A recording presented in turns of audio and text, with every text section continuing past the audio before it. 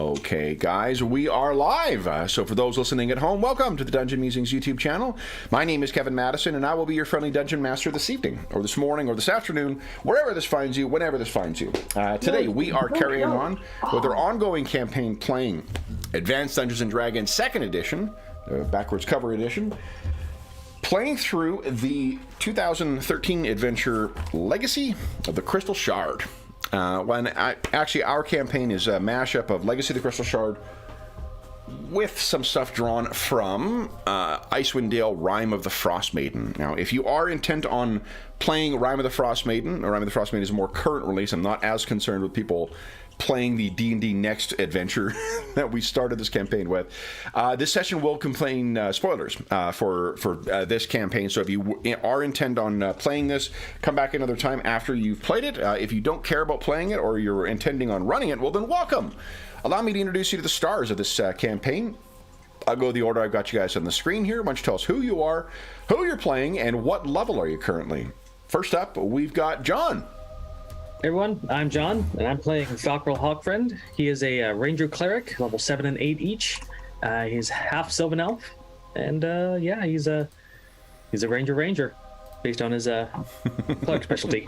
Nice. Next up is our resident armor smith, Dave. Hey everybody, I'm Dave. I'm playing Lex Wiltshire. He is a level 8 half Elven Ranger of Myliki. Very nice. Next up is Darren. Yeah, Darren here. I'm playing Twin Stainport. He's a thief gnoll. He's still level 5, been literally level 5 for months and months now. But hopefully that'll get a change sometime soon. And he had a very early distorting of his expectations of how fast levels would be coming in the first couple of levels. Yeah. And last, but certainly not least, is Andrew. Hello everyone, I am Andrew, and I am playing Kola Hammerstone, a level 7 Dwarven Allegor Priest of Clangeddon Silverbeard, and that is ever growing into a longer and longer mouthful. And no, I cannot turn undead. Well, also, I mean, did you add in that he's Dwarf Jesus, too? Because he did... Yeah, this is true. Also he died, Jesus. was laid to rest in a cave, and he's arisen. So, and hey, and I'll have you know, I did it in under 3 days. Yeah, exactly. I did it in 5 minutes. Take that, you underachieving carpenter. He's also matricide. You guys get that. Hey, it's all in the past. It's all in the past. Let's bring our heroes to everyone's favorite icy dungeon, the Caves of Hunger. Let me, I can shift click and bring you guys over. Boom. Here you go. Why are you back here? So, who would like to tell Lex why he finds himself once again back in the Caves of Hunger, and also why Falkrel seems so much bigger now? Well, my memory serves correctly, we were delving deeper into the ice caves in order to hunt out more of the vampire gnolls, and we got trapped because some ice fell down and we dug ourselves deeper in. Do you remember? You're missing one. Well, we were sort of escaping from a rather large worm-type creature. We were getting there. Burned down the grove. As they say, you buried the Remoraz. Yes. So. And we got down here, we found a druid grove where Falkrel met a dryad, and we got a few blessings that healed us. Then we tried to take on some of those eye monsters that drain your stats, and Falkrel ended up paralyzed for a while.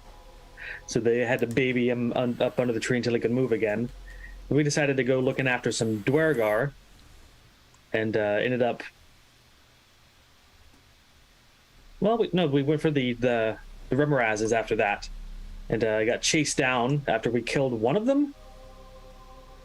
Kola tried to climb out and ended up shifting to the plane of Earth with a really bad roll. We thought we lost him forever, and then as we were sliding down the huge passage to get away from the big mama one that we didn't even know the thing was huge, he came back, and we fled to the southwest to go after the Duergar tunnels because small opening we thought we'd get away, and she collapsed a tunnel on us, and we were trapped for at least a day and a half trying to survive Duergar, firewalls. Falcro found this staff or spear on the ground. He's like, well, I'm gonna grab it. And ended up growing a size larger, and he's stuck that way. Thought he would grab it, by the way. That was about the extent of the deliberation and consideration he put into that decision. Just saying. Yep. It was him or his allies. Somebody was going to grab it. It's known as pulling a Littlefoot. Him or his allies. I don't think Trin or Cola had any intention of just grabbing the random spear hanging out of the ground. Yeah. Well, Dave is well Cola, acquainted. you may recall, has a history.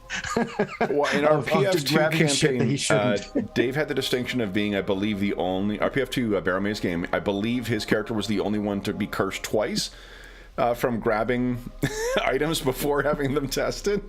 But Well, that's one way to learn. I do not. That's being an adventurer. The decision was not regretted. Exactly.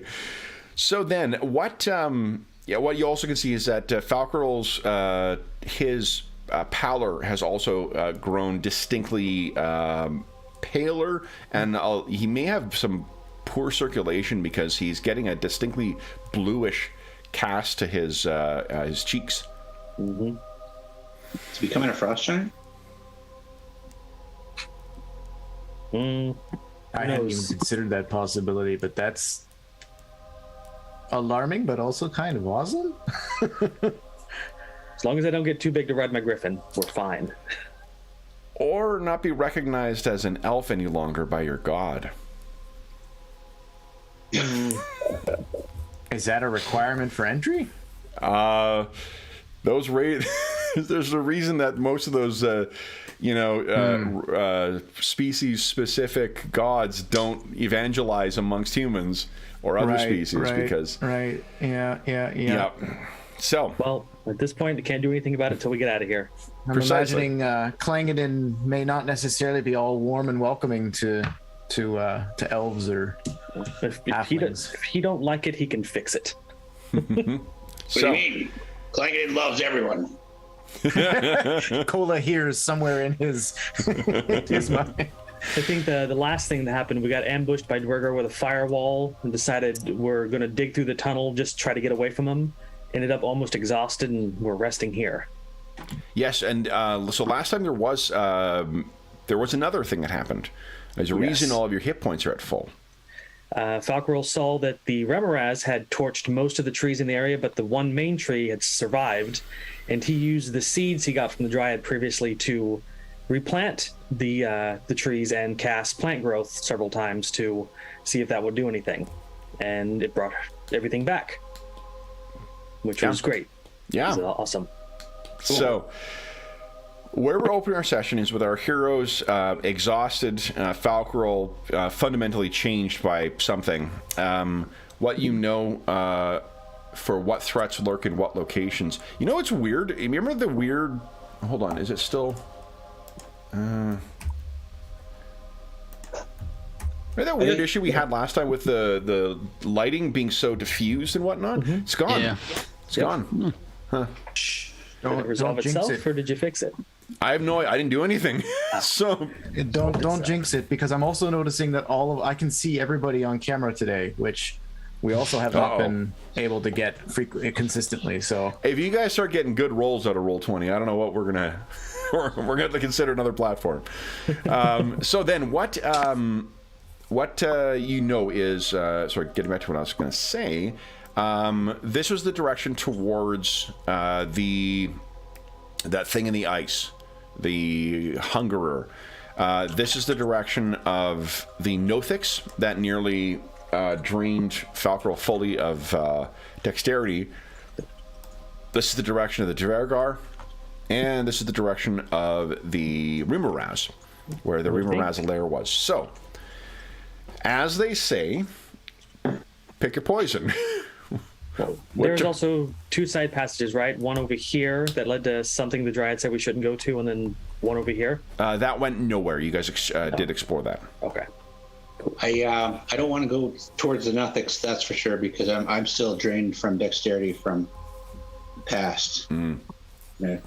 Already easier to hit than I used to. Oh yeah, you messed the.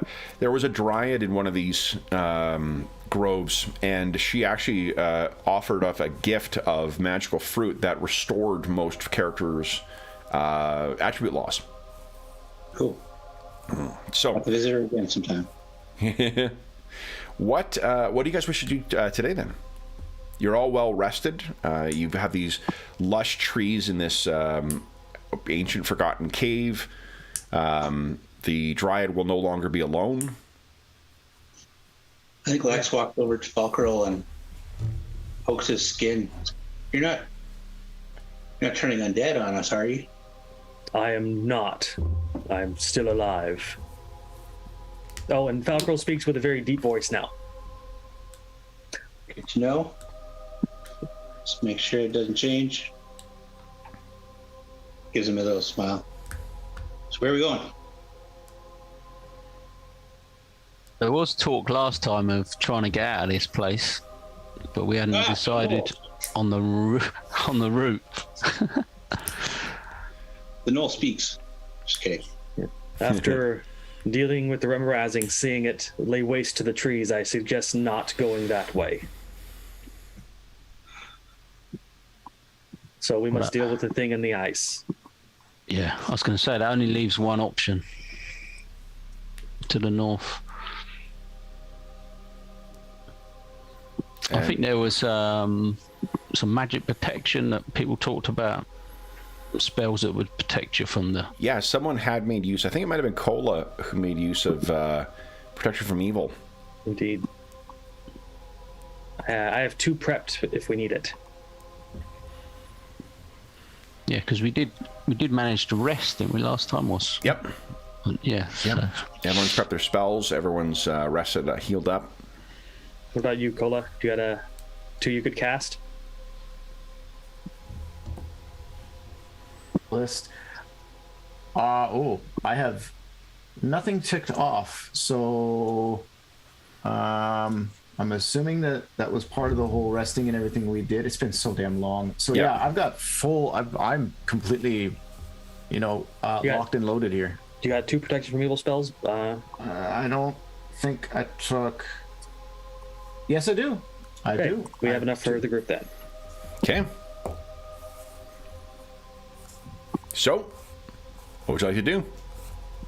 It's Well, we know we're not going back the way we came. I thought the whole point was we're going to go get back out. So I think north is the only way we can go, right? Yep. Well, heft the spear and start trudging forward. Okay.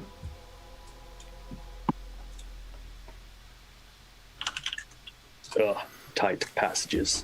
Yeah, you're gonna have to squeeze to get through there. I'll just stamp my cleats into the snow and or the ice and start muscling my way up. Okay. You have a shrink spell or something? Do I look like a wizard? So making your way through those things, basically, normally people can move through allies squares, but when you're squeezing through, people aren't gonna be able to fit. Yeah. Okay. But on the plus side, if the enemy's trying to get us and you're in the way, the rest of us are safe. Great shield. Yep. Yes, I'm a meaty shield. All right. So you can see moving to this one. Let's get our map back out.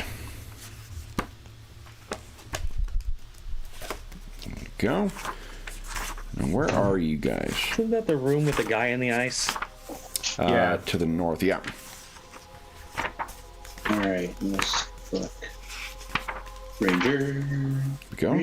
Ranger. Yes, so to the north, west there is the room with that tattered black-robed figure with a golden mask on. Is anybody willing to try their luck and chip the guy out, or shall we continue on? I think we discussed this once before, and we decided this would be a bad idea.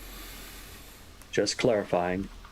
We decided there must be reasons why all the creatures, including the really super evil Duragar, left this area alone when they came through.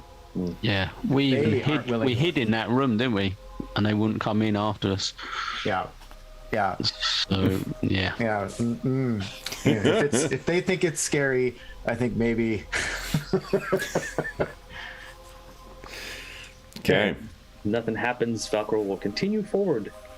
Nothing happens. Nothing you can see, at least. All right. Now, Falco, would you give us a D12 roll, please? Sure can. 4. Okay. So you get in here. You're able to actually, in this room, it is a high enough ceiling so you're able to almost stand up to your full height. It is between like 15 and 20 feet tall in here. But as you begin making your way across this slick surface, you can hear footsteps of something large behind you. And you can feel breath hot on your neck. I hate this room. He looks around to see if he can see anything. So the walls in here have an almost like reflective quality to them. Let's see, am I thinking of the right room here? Oh yeah, this is that cursed death room. I mean, this is just a normal room, totally normal. Each surface here is polished to a mirror finish. So you're looking around and seeing, I think this is probably the first opportunity you had to see yourself. You can see, and like, it is shocking. What color was or were your eyes before? Typical elven green. Elven green. They are shifting to a blue. Yeah, he'll actually get pretty close to one of the walls so he can see himself better and just do the eye thing. Sure. Look at everything. So as you're doing that, you guys can move yourself in there. Everyone else can move themselves up if they'd like. You see Falcro is looking himself in there. Then Falcro, I'd like you to give us a wisdom check, please. Wisdom check. Less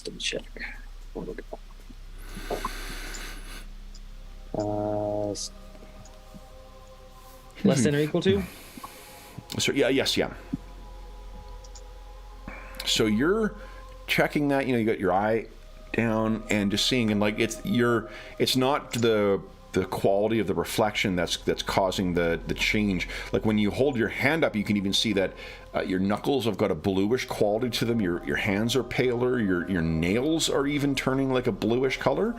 You don't feel like what you would expect to feel with, you're a ranger, so you'd be familiar with the symptoms of like hypothermia. You're not experiencing that, but there's a fundamental change. And as you look up once more, you see very briefly a face standing over your shoulder, looking at you angrily. And you look back, and then you look back at the mirror. It's gone. You can still feel the breathing behind you. So this is how Falcro is sort of reacting.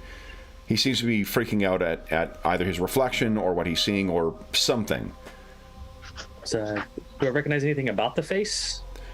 You saw it only briefly. You didn't. It's the kind of like when you unexpectedly see something behind you, right? So you think humanoid? Okay. Did I get like a color or just like shadowy? I mean, it Caucasian-ish, but I mean, like, whether that was an elf or a half elf or a human or wasn't bearded. So that definitely unnerves Falcro. He takes a step back, looks down at himself, looks at the spear he's holding, and thinks for a few moments. Okay. So, what do the rest of you guys do? As your transformed companion is considering reconciling himself with his new reflection. I assume we didn't see anything in his reflection, like behind him or... No. No. As you move in, Lex and Cola, would you each give us a D20 or D12 roll, please? Let's give that D12 some love. Okay.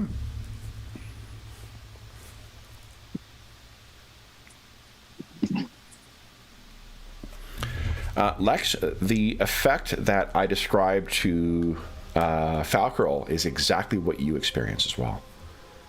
As you walk through here, you can feel there's something stepping, like you're seeing Falcarol kind of react in a bit of apparent, I mean, looking all the way, it's as if he's looking for something, and you can hear the footsteps and kind of a breathing, soft and soft but agitated behind you.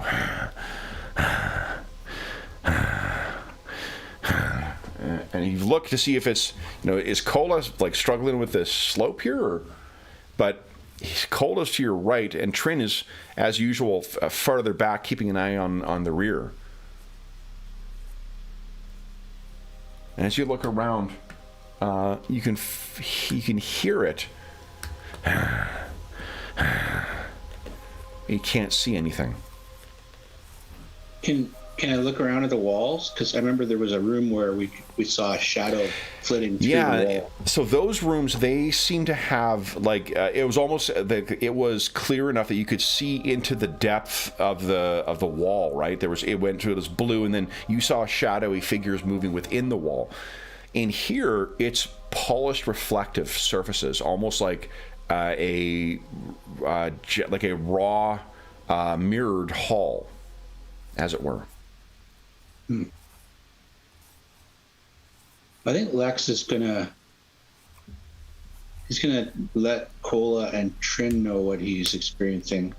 Well, he'll let all of them know. What do you say? He's like, did you guys hear that? Did you hear that, like, heavy breathing? And it's like, it was like right here, but Cola, you're over there, and Trin's not even near me.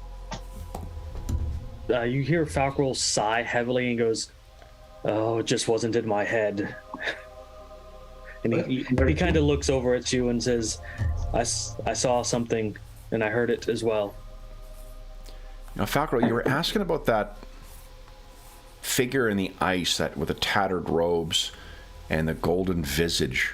You can't see the face underneath that golden mask, but did the face you saw, did it have golden robe or black robes on?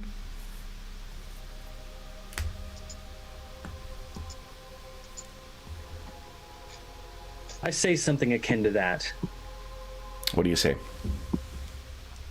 Do you suppose it's a manifestation of the man trapped in the ice? He is close by.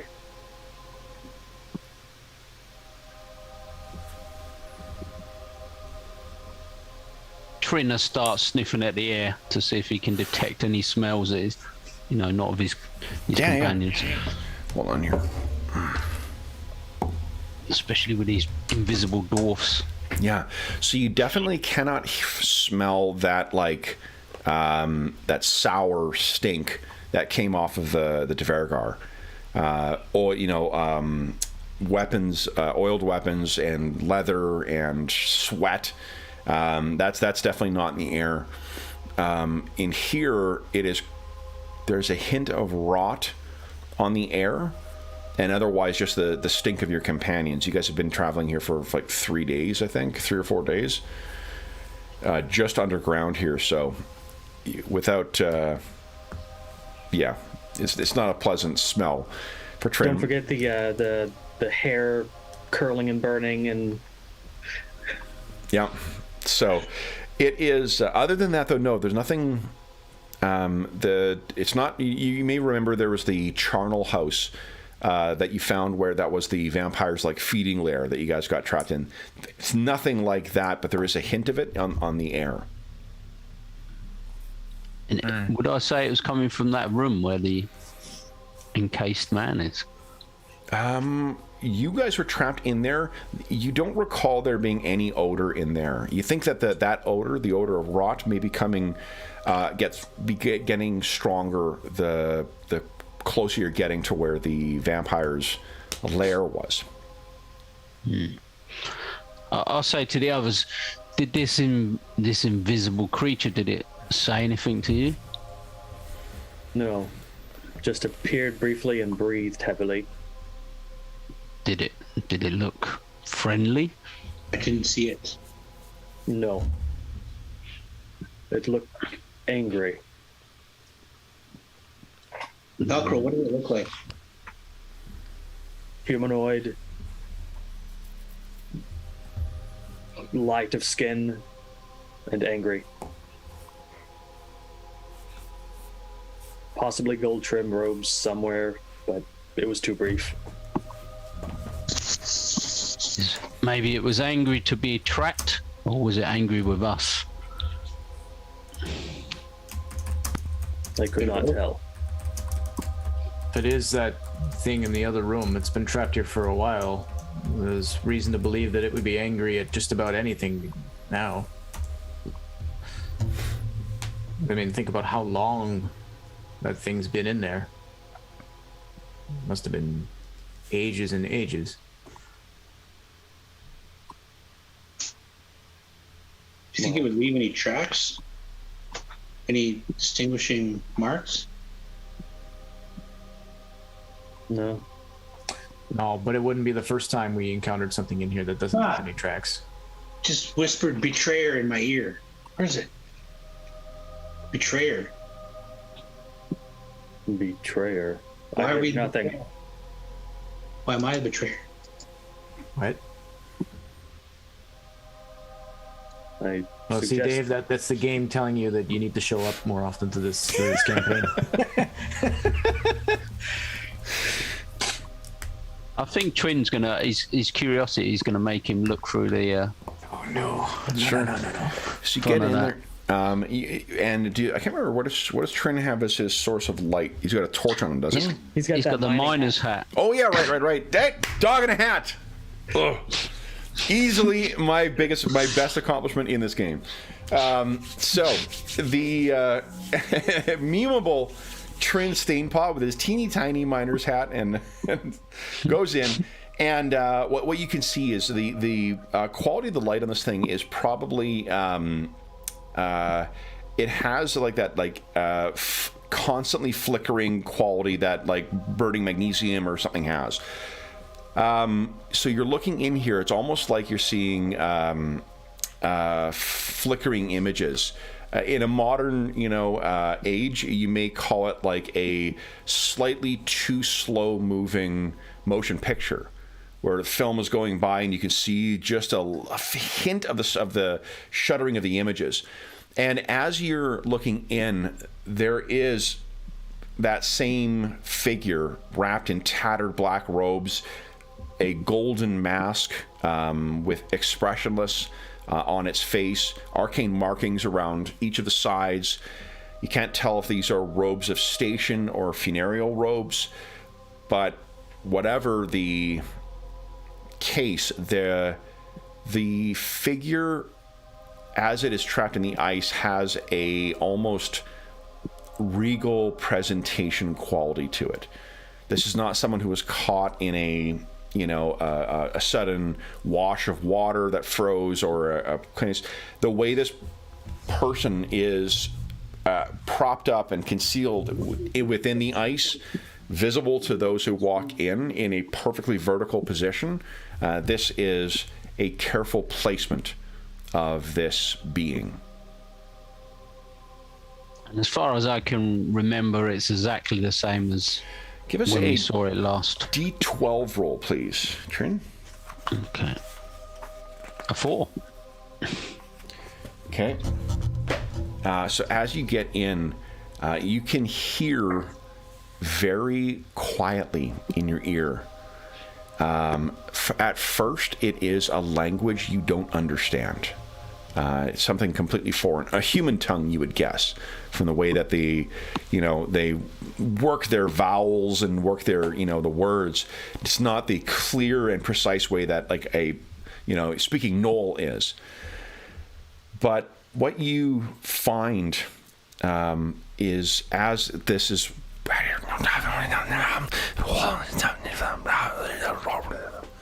you then can hear sort of a very soft word,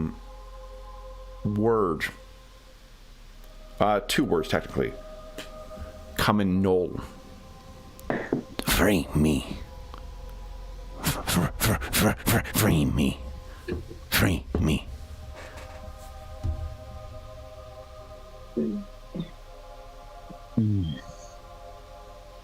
I should come back to the rest of the group. Okay. Trin's ears are flat against the side of his head. Yeah. It is. I think that thing trapped in the ice. It wants us to break it out. Maybe an enemy of our enemies is our ally. Maybe.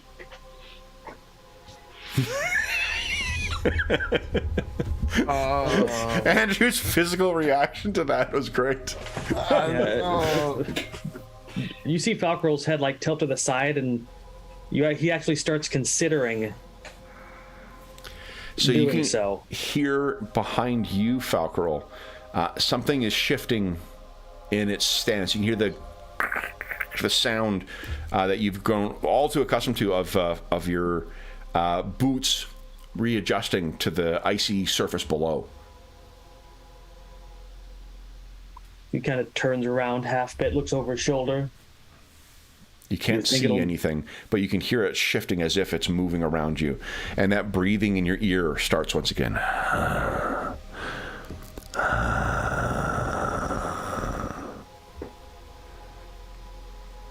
Don't like it in here.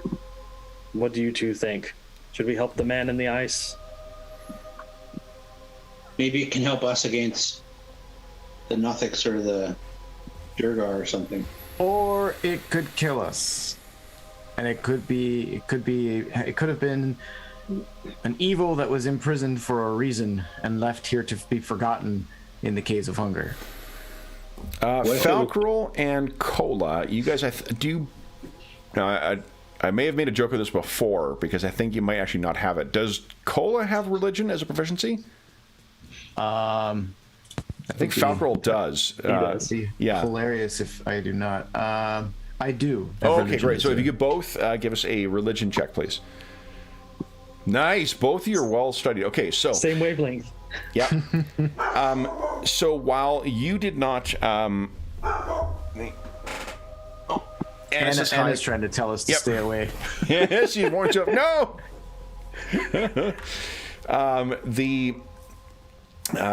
Your wizard companion from Candlekeep, Grim, he had told you guys what he knew of Father, what he called Father Limerick, that primordial thing that seems to be in the ice.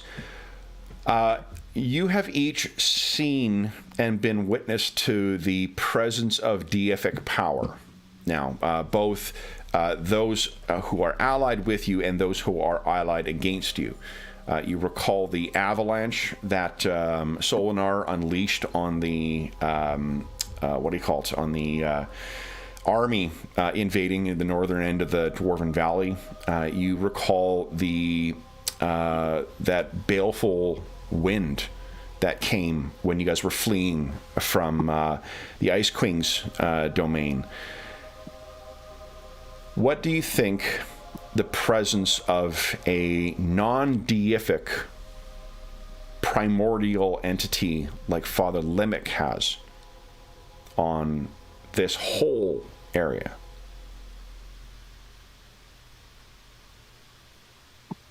It's probably exactly what we're experiencing right now. I mean, we're close to it, and closer was like we felt like oppressive attacks on our mind, but we're just outside that range, I think. Uh, Oh, He's in the very next room. Yeah, he's over this way, but if this guy has been trapped here for who knows how long and he's that close to him, Oh. I think we should leave him where he lies. Think of what's happened to almost everything in here. The only thing that you've encountered, I believe, that has not seen any sort of deleterious change to it has been that grove of dryads. Right. And, I mean, Falcoro, you would know better than me, but it seems to me that the only thing that would be able to... We know that Father Limerick is, you know, a primordial force of nature. Presumably the only thing that could withstand... He predates nature. Like, to understand the nature of these things, the gods are of creation. They are things that came into from that. Right. The way that Grimm talks about it is this is for an unknowable time before creation. That's where they crawled themselves out from. Right. Okay. So and if you believe like they're cultists, that's what will remain when the world is reduced to ash. Right. So it strikes me, I mean, I think I still think the same thing, though, that, you know, presumably the only force that would be able to withstand, well, the only kinds of creatures that would be able to withstand that kind of oppressive power, raw power, and ancient power would be something like the Dryad is of nature, and at least that may provide some sort of resistance or protection against that influence, but nothing else down here has that. Kazakrol, he puts up a hand and says, well, the Dryad is of nature, but it is Netheri's magic that formed her and prolonged her life, and that's what holds the sustaining magic in the area. Perhaps he was sealed away to keep him safe from it. The one up here. Mm-hmm. It is, as from what I can tell, not all Netheries were bad. The Dryad is proof of that. You are aware of, as a both a cleric and an undead hunter, Falcarol, I think you're uniquely aware that there are types of magic, even divine magic, that are life affirming, that flow from the positive energy plane, and at least that's the clinical definition for it. It's really from life. There are other kinds of enchantments that can prolong things that you have had substantial experience with in this very cave that draw from its antithesis. Mm-hmm. But I didn't sense any of that kind of taint down there with the Dryad, though.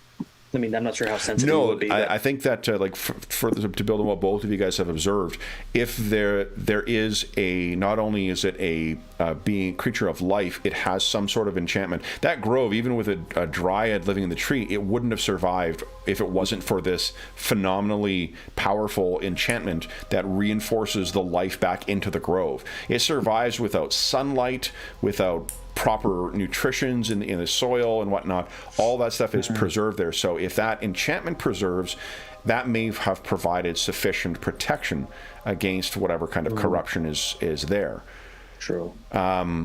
If there is an enchantment that does not draw on life and hews closer to the nihilistic energy of these primordial beings, there may be a reason why you keep running into fucking undead in here.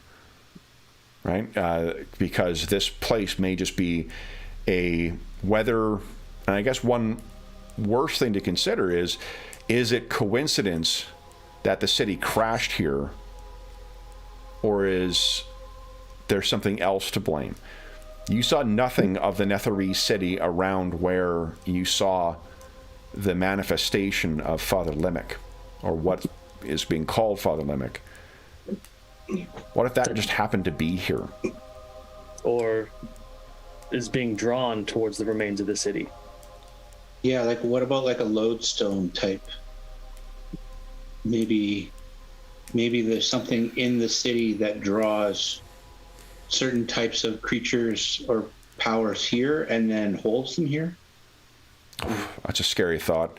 If something that much of an anathema to existence is being slowly pulled through here, how long is it before it just pushes through and annihilates everything?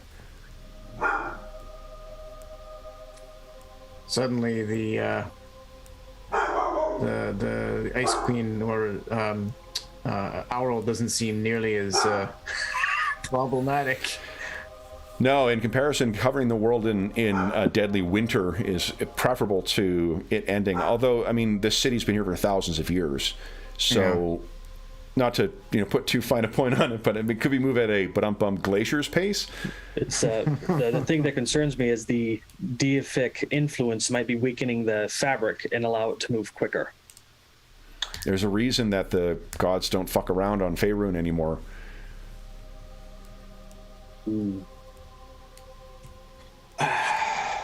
So you say leave him. Well, don't worry. I mean, none of you guys use major deific invocations down here. Oh, wait. Cola just came back from the dead. I mean, I didn't use it. Well, we don't know. We don't know how that happened yet, so we'll Cola find knows. You just don't. Well, yes, Cola knows. I don't. So Falkroll at this point, he is torn. He has this feeling inside of him that maybe we should free him. The other part of him's like, maybe we should not. So his vote is with the group. Tren, you can still hear the soft whispers in that language you don't understand. Yeah, Trin's a bit of a sucker for this sort of thing. That's the problem. He sort of believes everything he can hear and see, whereas because he's not very clued up when it comes to magic, so he's drawn towards it. Yeah, Falkroll says you can hear it. Yes, I can hear something talking to me. Can you speak to it? It's speaking a funny tongue, but it asked me to free it. That's all I could make out. Well, And did he ask you that in what language? That's sort of an ancient Knoll language, I think. Can you ask him how to free him in that same language? And Lex puts his hand up towards Falkroll and Cola. I could try, and I'll sort We of don't know how it's done. I'll look round as if I'm looking for where the voice is coming from, and how do we free? And I just keep looking round as if I'm talking to somebody, Sure. but not knowing where they are. And I was checking a name here. Give me a sec. damn it! Why are they following this lead? Can make up a name. Oh, no. It's I'm referencing something else. Oh, Have get another book?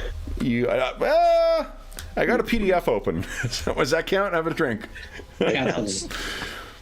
Trin, what you can hear is, as you're looking, you hear a voice that you are fairly certain is dead. That's the voice of Zirk Cragsnag, one of your fellow gnolls, a friend that you adventured with, not long before you left the tribe. Free him! Free him! Free him! He says in your ear. Zirk was a wizard cleric that you knew.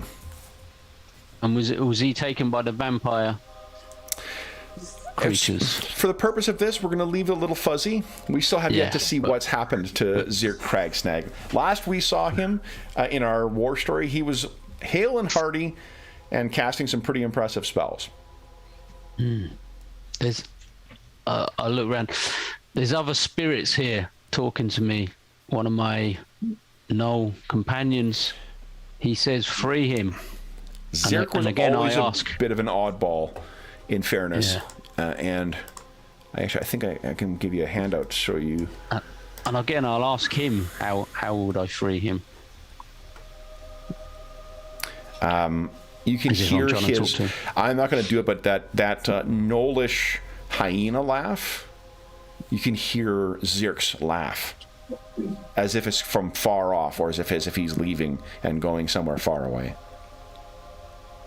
Yeah, he always was strange.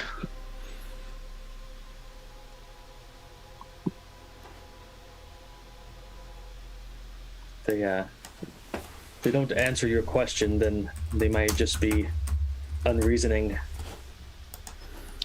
It Hence sounds like dangerous. This is sounds what, like he's there you left. go. That's what Zirk looked like.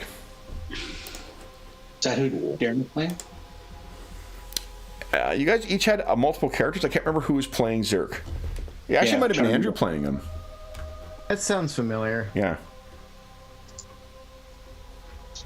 I'm gonna have to log into Roll20 on my phone just to see who I was playing.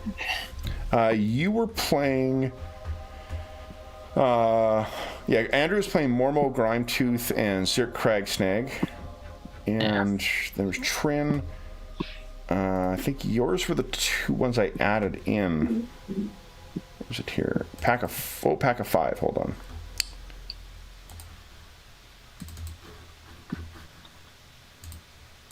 Whatever happened to our Knoll friend? You were playing Voxot Sootfoot, the Right. druid monk. And I think Darren was playing Gurg Splitfang as well. And we have no idea what happened to them. Starts. No idea yet. Don't start that again. It's too late. So, that's what you hear, and you hear that last thing you hear is Zirk laughing.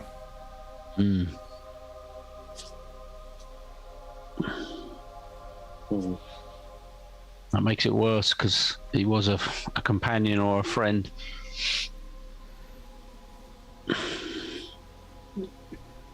How deep in is this character into the ice? Is he like a... It would probably take you about as long to dig it out as what it was to. I mean, I think you guys have ice axes and stuff. I think. Yeah, so I mean, it's probably a couple of hours of, or a few hours of work to be able to get him free.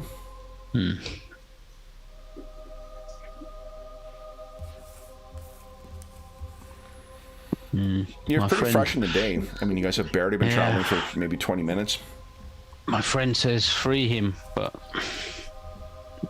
my friend is no longer with us, so I don't know how he speaks to us.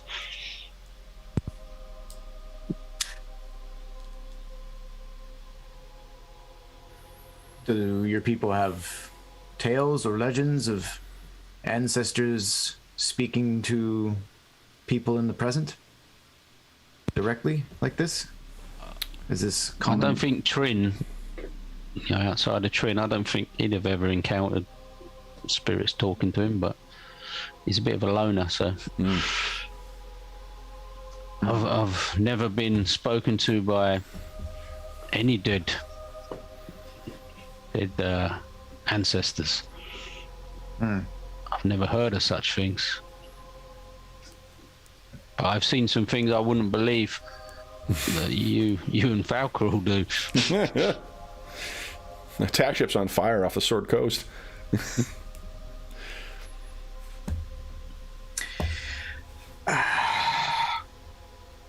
Falcor, he'll speak up. He says, I am torn.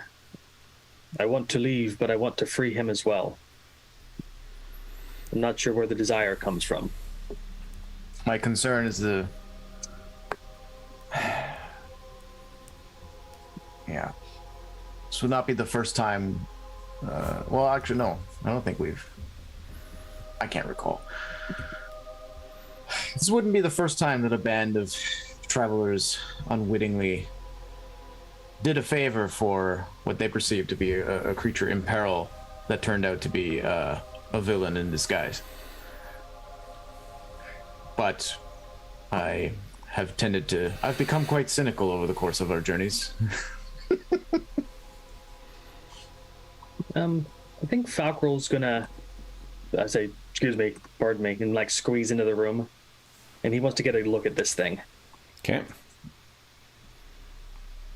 He's gonna get right up to the ice, and he's gonna look over it, kind of gonna- with a critical eye of any exposed skin to see if there's signs of undeath anywhere on it. Because if there is, he's not doing a damn thing. Can't see anything. As far as you can tell, this thing is completely wrapped in a tattered black robe with a golden mask, and you cannot see any surface of skin.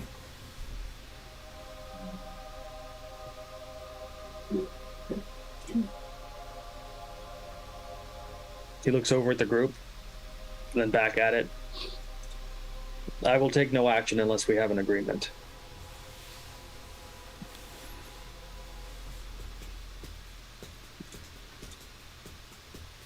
Cola? Lex, you've been decidedly. All of us seem to be on the fence here on this one.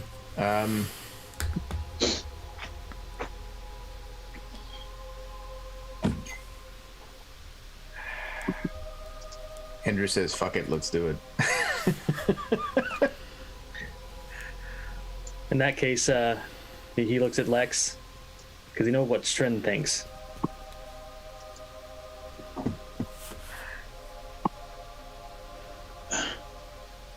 So can we see the creature in here? Well, you can see a robed figure. Blackened robes, tattered, no surface of skin cover exposed, and a expressionless golden mask on its face. I say we leave it in here for all eternity. Okay. Let it rot. A slow, painful rot forever. All right. Cockerel shrugs and says, "It is not unanimous." He turns to the thing in the ice and says, "I'm sorry," and then starts to walk away. Falcrel, you can hear as you're going away the sound of something moving behind you and hot breath once again on your neck. At that time, he's going to spin around and kind of jab behind him real quick. Okay? Nothing there. What are you doing? Who are you fighting? I would like to get out of here. You can hear All right. a deep exhale in your left ear. Is that the one closest to the ice? It's actually furthest away. But if you turn and face it, you would have your back to the ice.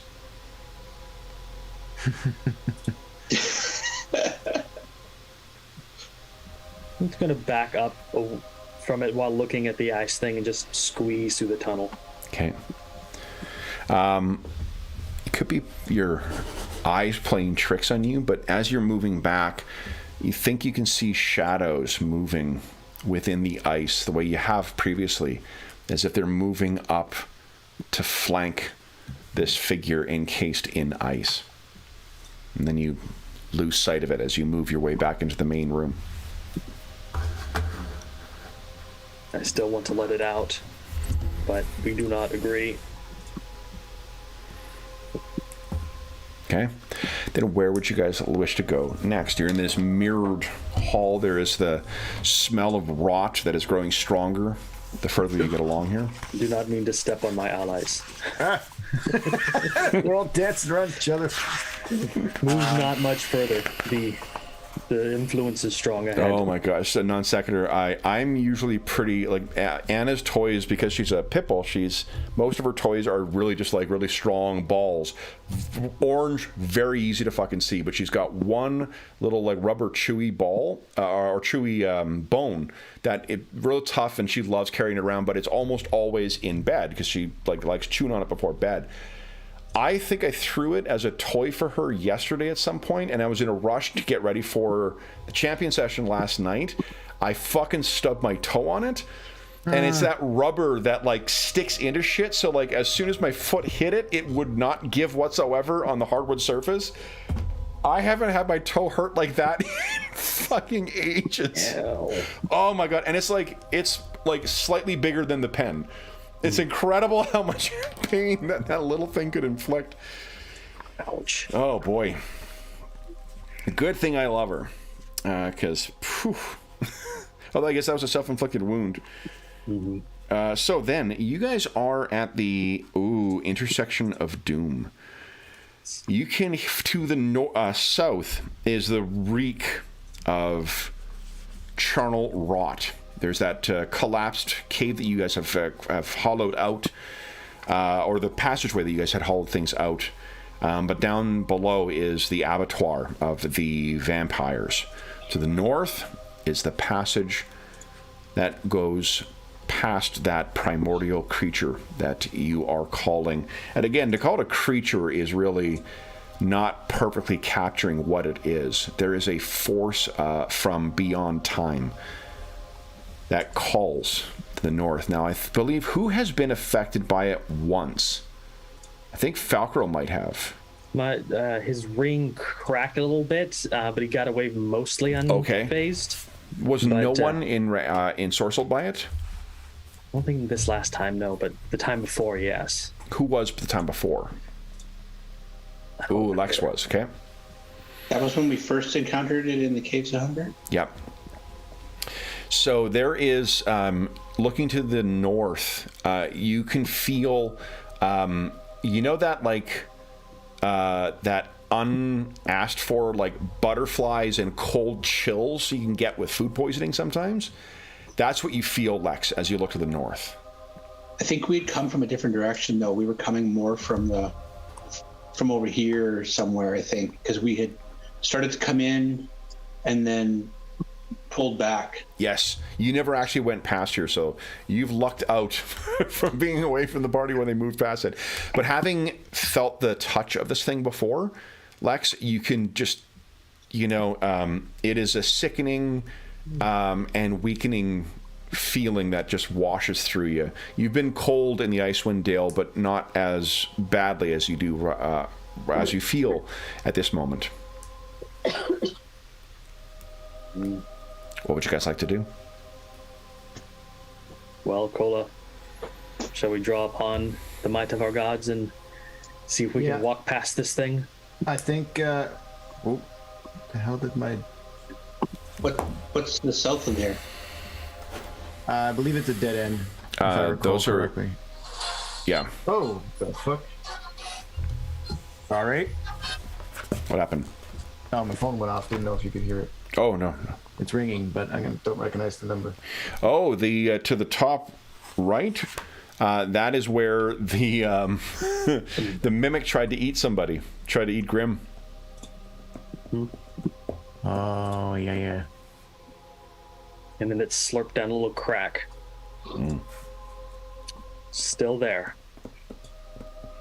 And where you are there, Lex, there are the ruins. There's debris, that blackish stone from the city that seems to, part of it juts through high up in the ceiling.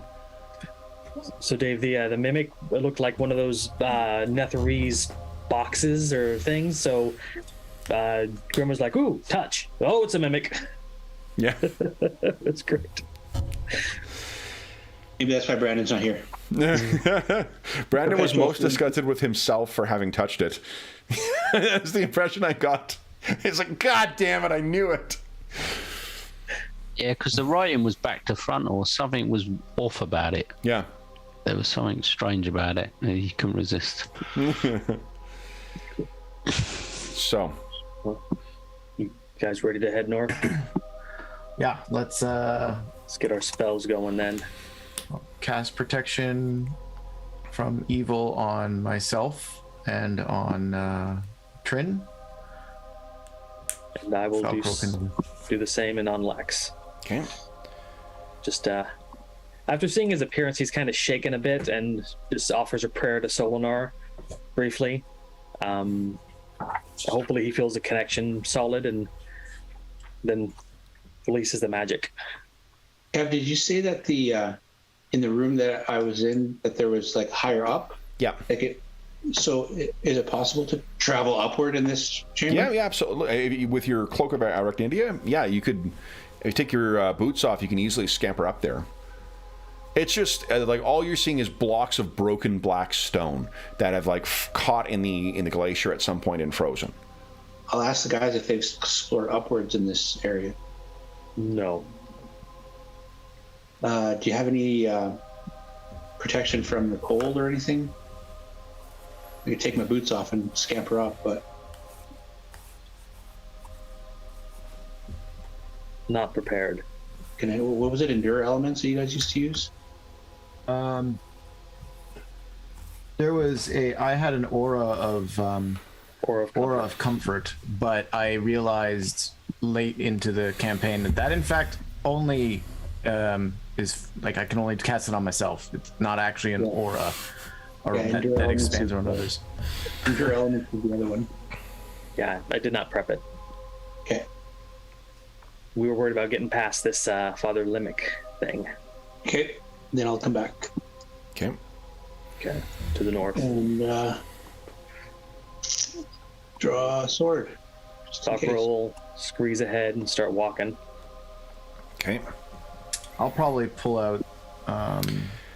So what are the protection from evil spells? What does it look like as you guys are manifesting those on each of your allies? It's actually the first time Falkrill's cast that spell. So it is basically his holy symbol is an arrowhead, silver arrowhead. So he basically traces it in the air. It starts to glow in a silvery green light, and he basically pushes it towards somebody, and they start just glowing slightly like an aura with the spell. Okay. So that'll last. Each is 3 rounds per level. Yep. Yep. Well, so mine will last 21 rounds. Same. Okay. Okay. Actually 24 because it's 8th level cleric now. Yeah. Hopefully we can, traverse this in under 21 rounds. Although most of our combats get up there. So 210 seconds. So you've got about. So what was that, Dave? We need to start moving. Yeah. Yeah. Okay. So the Falkrill is extremely wary. Big. Yeah, he's big too. Okay. But he remembers what it felt like coming through here before. Yep. Can't see. Keep going. You don't want to see, my friend. Don't look at it. Are you getting that close, Falkril? I am big. Yeah, I mean, you could be one square over to the left. So, Falkril, I actually need you to give us a save versus spell, please. That's fine. I mean, he's big. He's still getting used to his Yeah. versus spell. Please, yeah. Nice. I'm guessing as he gets close, he feels something real strong there. What you're feeling as you're getting close to it is a sinking pit of despair, of hopelessness. You're cursed. Your God's prayers, your God's connection, it will soon grow quiet and cold as all of the North will be as Auril finally brings her plan to fruition. You nearly died twice overall, facing one adversary you have yet to even see. How can you ever hope to persevere against the threats? Better to just kneel down, let the cold take you, and find solace in defeat, which is your inevitable destination anyway. Lex, I need a saving throw from you too, please, if you're getting that close. Fudge.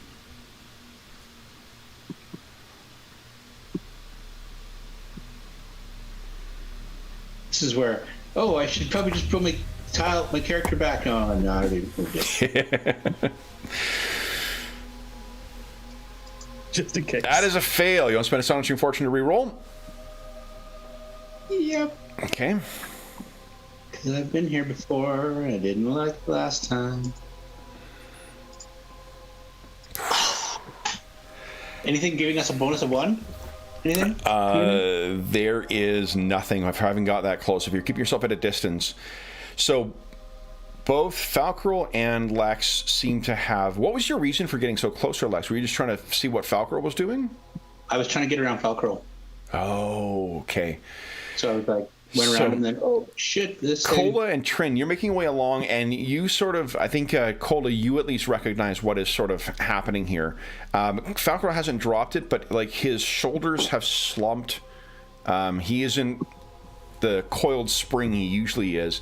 His grip on the spear appears to be slackening a slight amount.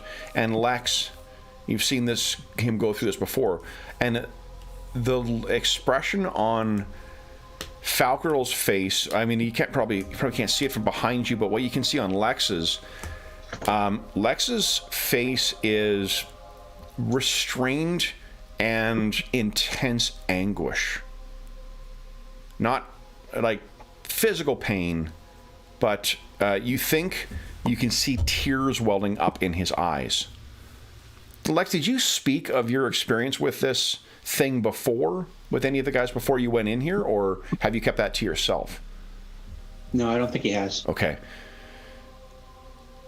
Cola and Trin, what do you wish to do? You're sort of like inching along the wall, it looks like, and you notice, like, what the fuck is with the elves?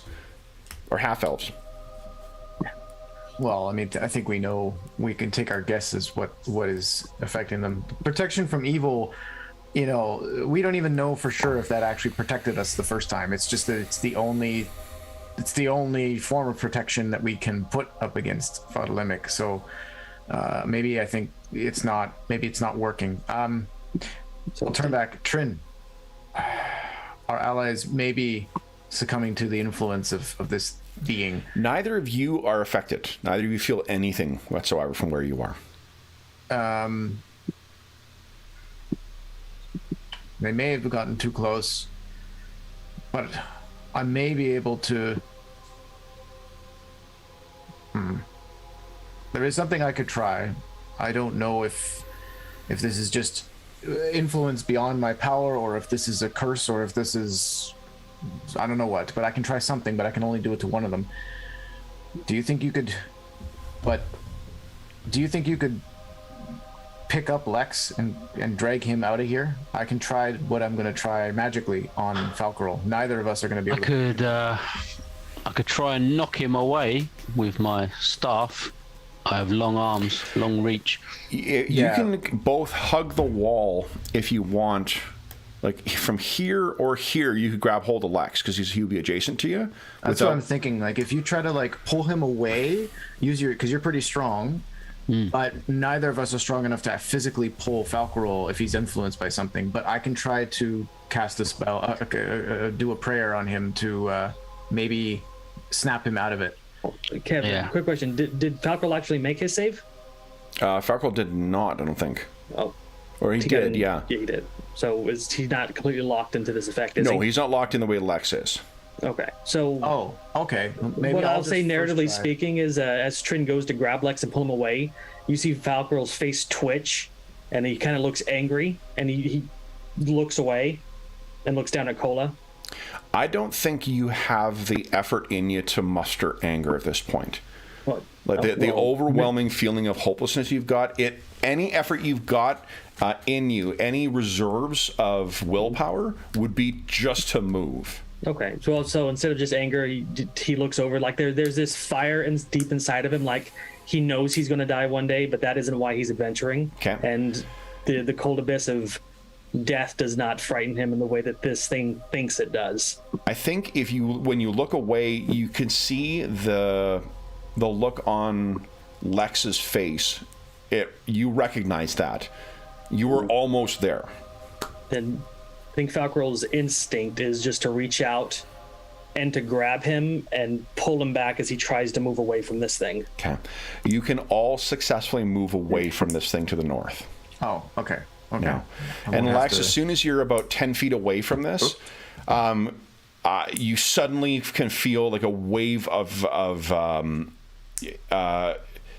your self-control, I guess, comes back. You find yourself once again in full possession of all of your emotions, all of your faculties, and all of your abilities. How do you feel, Lex? Lex doesn't want to talk about it. Okay.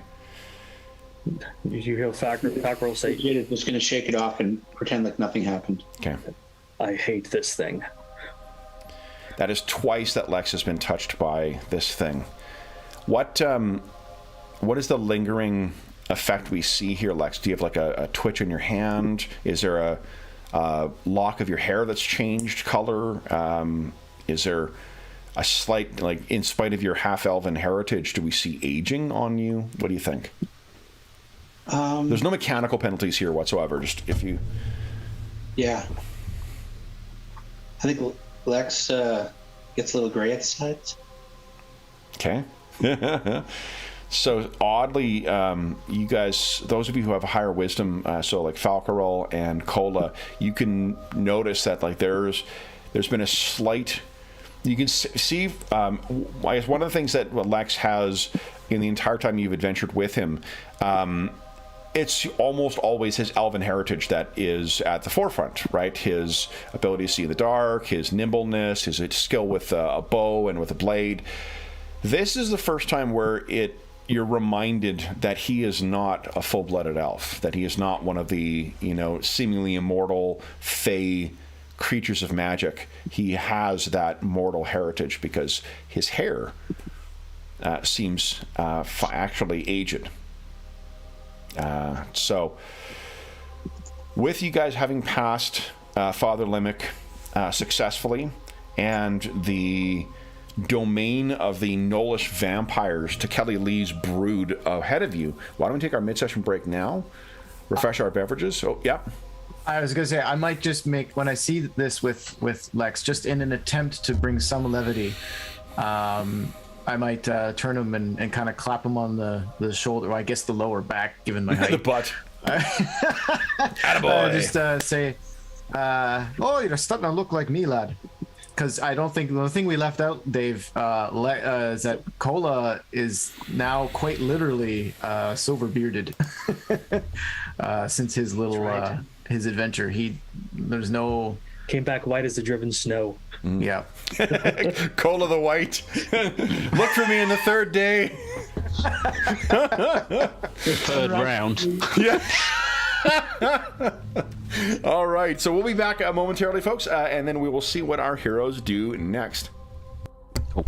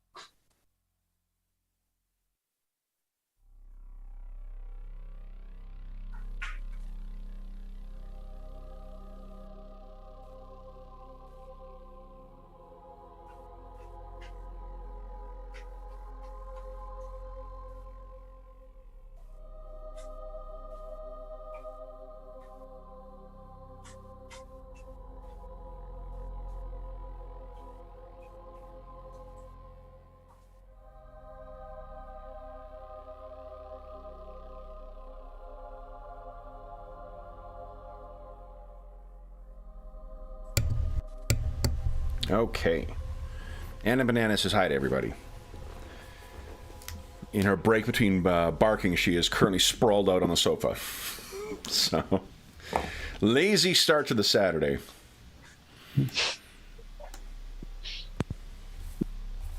Okay. So where are you heading next? Oh boy, that's where you're going. Hold on, I gotta get some stats here. Where is the ice zombies?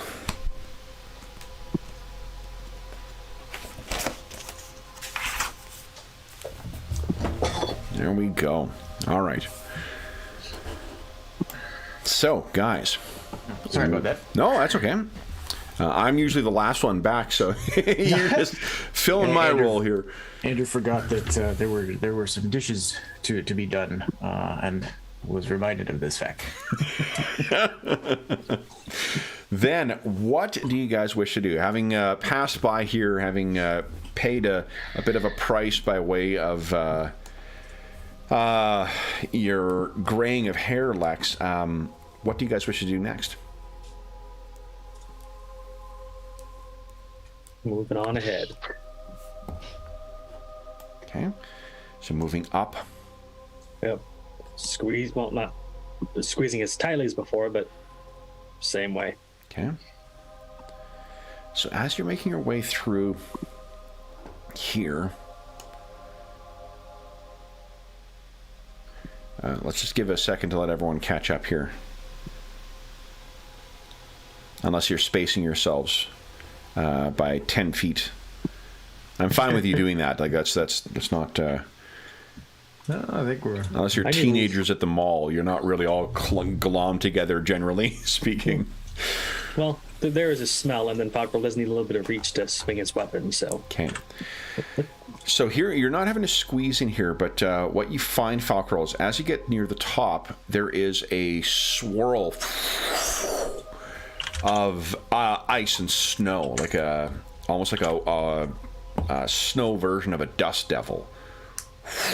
Swirls in front of you, and then underneath your feet. And Lex, you can see it in front of him. The hell is that? And Lex, can I ask for you to give us another save versus spell at, I believe, a -4? -2, not -4, -2.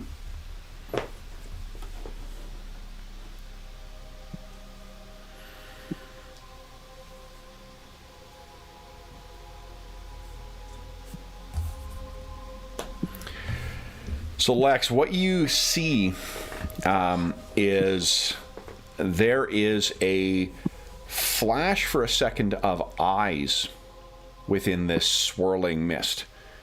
And you can feel not a voice, but you can feel a mental compulsion to obey.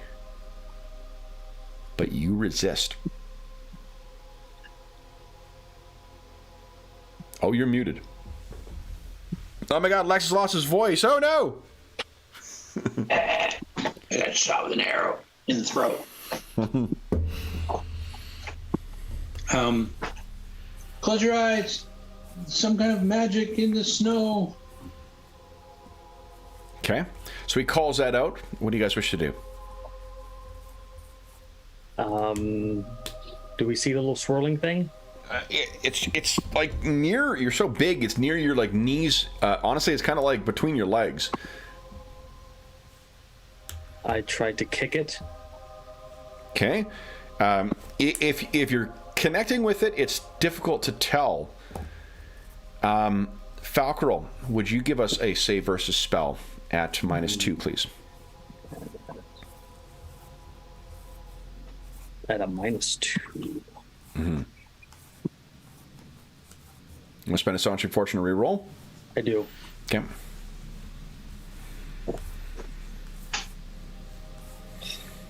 Nope. So, Falkor.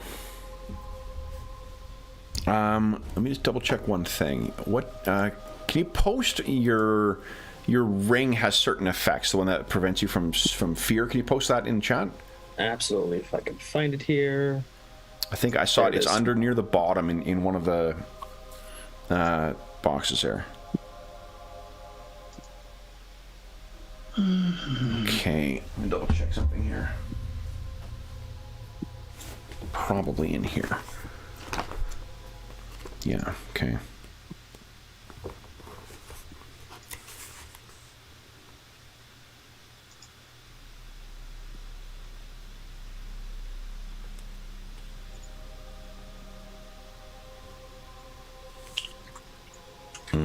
Okay. So, you, Falcarol, can feel something take hold in your mind. You have an ally.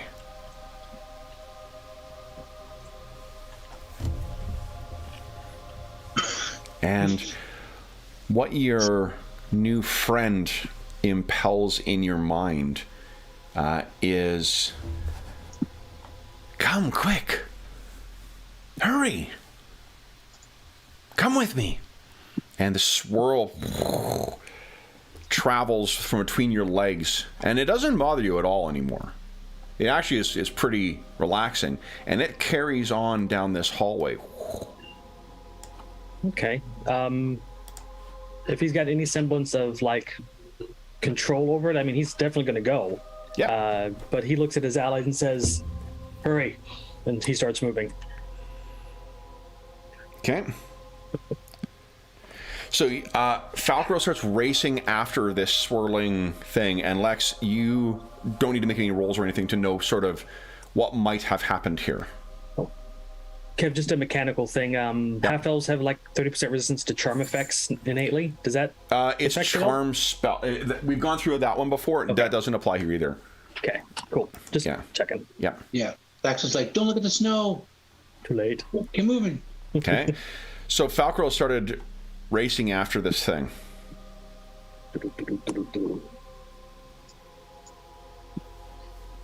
Okay. I remember this hole. Yeah, I remember needing to be very careful around this hole. Okay. And sense of self-preservation, he'll like skid to a stop. It continues to go on in this direction here. And he'll carefully walk around this way, digging his cleats into the ice. Hurry! Hurry! And then... He doesn't hurry. Well, your friend's getting away. I have other friends that need me too, but I'm coming. Okay. I think you need to be having more urgency with this. Okay. Breakneck speed, maybe? You can get to around there. A little further. Hurry! Okay. Oh, you're going to have to get down and squeeze to get in there. Come! Alcohol, Come through! Hurry up. what are you doing, friend? Okay, so Where you going, stop. Falco? Stop right there. Friends needs me. That is when... And he gets down and he's crawling through there when... Up through the hole comes an ugly, hungry worm. That'd be preferable to what I think this is, so. I gotta organize the handouts in here, my goodness. They are like all over the fucking place. I have a package of chainmail stuff that I ordered from the States that went directly to from North Carolina to Minnesota, and then to North Dakota, and then North Dakota, then Minnesota, then into Illinois, and it's bouncing around in small towns in Illinois right now. I'm trying to figure out what the fuck's going on. Oh my goodness. Ah, yes.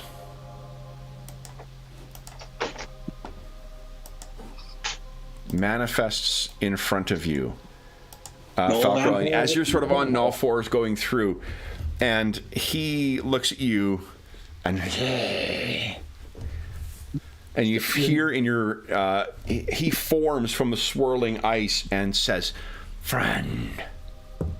And lays hands on you. I don't like undeads. You got nothing to worry about. Well, undead are my favorite enemy, and I'm conflicted now. No, you are affected by a magical thing. Okay. So no, you have no reason to be concerned about this whatsoever as he lays his paws on you. And would you give us a saving throw versus death, please? I am really not going to like this guy. And it's where you wish you were playing CNC. If you could add your level to this roll. Okay. Success, which means you only lose 1 constitution. Is that perceived as an attack? That is most definitely perceived as an attack. You guys can hear as he's going through, Falcarel suddenly screams out in pain. He's not a friend. He's not a friend. Now, would everyone kindly decide what you're doing with your round? And then, let me get my thing set up here. All right, so we got round 1. And I think we can put more fighty fight music on too. There we go.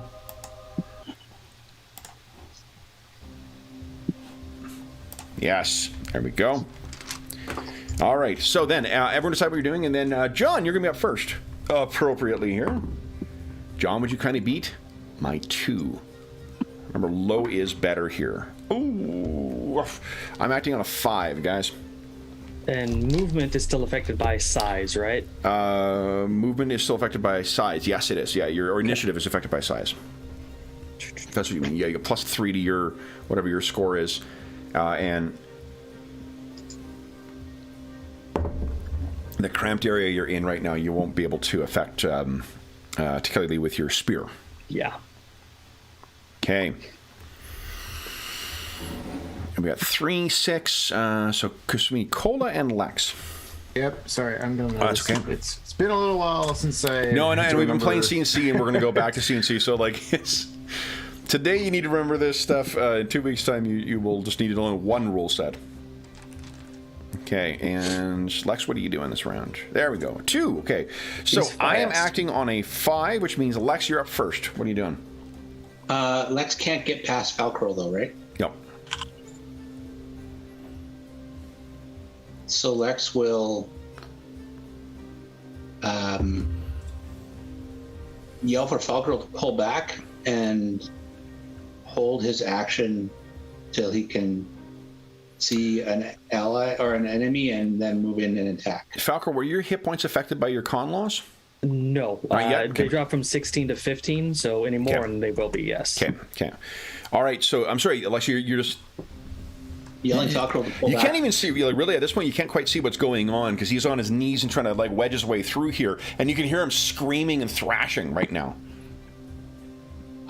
I mean, you know what was affecting your mind from before, so you can guess what's happened here. Yeah.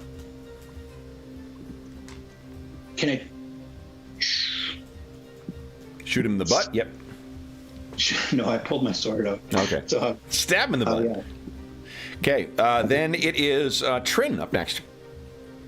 Yeah, I'm just positioning, hoping that Falcarel's listening and he's going to fall back. So I'm just sort of going to go in here and hope that this, whatever it is, comes out into the bigger room and we can all attack it. It's Kelly Lee's turn. He hits. Would you give us another save there, Falcarel? Mm-hmm. You take... Oh, boy. Cheapers. Another success. Nice. You only lose 1 more con, and you take 7 points of damage. -7, and my max hit points. Shit, you would have taken damage last time too. So another 7, so 14 points of damage you would have taken in total. Oh, I thought he just touched me last time. He did, but their damage is from touch. Ow, that sucks. Okay. He's a gaping hole of negative energy.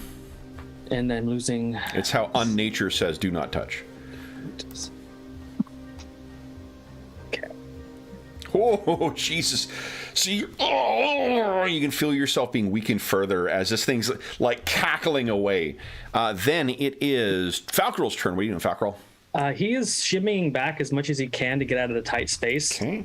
So that means attack of opportunity. There's nothing else I can do, so. But nat 1, he stumbles forward. He was so hungry and certain that he was going to be able to keep feeding on you. He misses you. 5 feet back. How much movement will that take me? That's you're 5. What are you trying to see? How far you can crawl? Yeah, I'm trying to like back out like and a stand up and quarter move of your back. speed. So like, what is your total speed normally? Shoot, forgot where this is listed. Yeah, it's okay. I normally can move 8 squares. Okay, so then 2 squares. Moving. You can crawl 2. Okay, so that's 1 and 2, and can I stand up? No, if you're crawling, that's your full move. Okay. Okay, then it is Cola. And you guys can see what's lurking in there now, down on the ground. Its claws and teeth bloodied once again. Yeah. All right. Well, tried and true. I'm gonna move up, and then well, I guess it doesn't really become silver anymore, but maybe there's just an extra little bit of twinkle to my beard. Maybe it looks instead of just being like colored silver, it actually looks like it's made of spun wire. That is a cool. I like that effect. Okay. So yeah, I cast Silverbeard for the extra bit of protection as we start, because this I know what this is. Yep. All right. So that I believe brings us to the end of the round. No one had any ready to actions that go off. I don't think. Well, I said I held so I can see the enemy. I don't know if you can. I'm zoomed in. I'm trying to draw the arrows, but Didn't you just say you drew your sword? I held my action till I could see an enemy, but I don't know. No, because you have to hold. Remember, if X then Y, and you said you drew your sword because we were joking about stabbing him in the butt. So you can't then like switch to get your what do you call it out? You can draw your bow as part of your attack next round anyway. I was drawing my bow. I was going to attack with my swords, but I wasn't. I don't think I can see him still through the Velcro. Oh, past Velcro, yeah. Okay, so that brings us to the end of round 1, guys. We're on to round 2. John, we thank you for rolling initiative for us, but it seems that you have bigger things on your plate right now, so we'll shift responsibility over to Dave. So everyone decide what you're doing with your round, and then Dave, would you kindly beat my 8?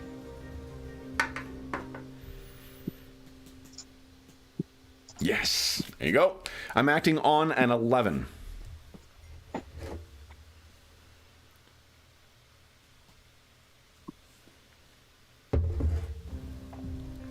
Okay, 4, 4, 4, 6. Nice. So we got Lex and Lex up first. I'm 11. 11. Lex, you're up first. What are you doing? Lex is going to move to here, and you can see it there now. Yay! I don't want to go in there by myself though, so I'm going to taunt the creature to try and come forward. Okay. Then it is Trin's turn. You can't move 2 squares and then hold an action, can you? No. Yeah, I've got my staff ready to hit it, but obviously I'm still waiting for it to come out, so I'm sort of waiting until it gets within 10 feet so I can reach and hit it. Then Falcro, what are you doing? He's gonna stand up and just get his spear ready. Okay. Yeah. All right. Then it is Cola's turn. I'm gonna move right there, and now that we know what and who this is, I'm gonna place a hand on Falcarol, and I'm going to pray to try to remove a curse, and see if that might. Okay. Because he's under Tikali's influence, right? Like Tom. I mean, unless Falcaro suddenly joined Team Undead, yeah, like he definitely seems to have. Because I'm basically thinking like I've seen Tom succumb to this before, Yep. So I feel like I know what this is. It may not be, but Yep. I'm going to try for it anyway. Yep. Let's see here. Side effect is if I'm actually cursed by the spear, that might. Yeah. I mean, it could happen too, but I mean, at this point. Please note that the remove curse spell does not remove the curse from a cursed shield, weapon, or suit of armor. Sorry, you're still big. But it is able to remove a curse on a person. So it means I might shrink and drop the weapon. Yeah, actually, that's precisely what happens, I think. Oh wait, I can't target the specific curse I'm trying to. So what it says, upon casting it, the priest is usually able to remove a curse on an object, on a person, or in the form of some undesired sending or evil presence. Remove a curse from Falcarol.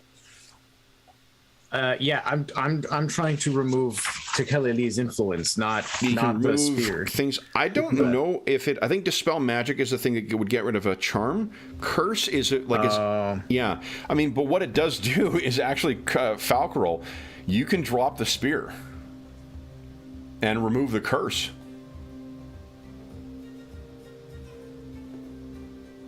So, like when he casts it on me, I can feel like the. Like there's a I didn't have to hold the spear. The grip that was on you. I don't think you realized how willing you were once you grabbed that thing. That there was an element of ancient magics that worked its way on you. Not only physically transforming, but seeming to have more. There was less, and I guess this is also in context of having had your mind controlled by this creature. You've now are doubly aware of two different circumstances where your will was being affected in some way by some exterior force. So what does Falcarol do? Yeah, with that knowledge, as soon as it washes over him, he knows he has a decision. He lets it go just immediately. Okay. And it clatters to the ground. And he like grabs his head and he's like, ah! Yeah. What did I do? That wasn't what I was trying to transform back to normal as well. We'll have to go back and figure out what things I think your strength will go back to normal, your damage bonus. I have all those still recorded. Awesome. So yeah, that's what happens is that this cursed spear is removed. Falcarol fits in the passage easier now. And then and if he's going to attack us, it's probably at least he's I've just reduced the amount of damage he can do to us at least. Cola. Those yellow eyes flash once again, and I need you to give us a save versus spell at -2, please. Yep. Should have saved the protection from evil now. Sorry, save versus spell, you said? Yes, please, at -2. Okay. -2. Oh, come on, computer. -2. Oof. So you can feel it pull at your will, and you can hear the whisper of this cackling hyena-like laugh in the back of your mind. I think you'll find I've gone through a few changes to Kelly. Yeah. That is the end of round 2, guys. We're on to round 3. So everyone decide what you're doing with your round, and then screw this. Dave, beat my 1. Oh, all right. So what I'm going to do is put a symbol on this thing to mark when it transforms into snow. And I will use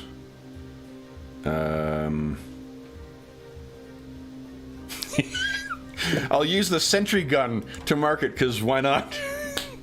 Every other token marker that I've got available makes about as much sense. So this thing, once again, kind of collapses in as if it was made of, as if it was like a facade made of snow.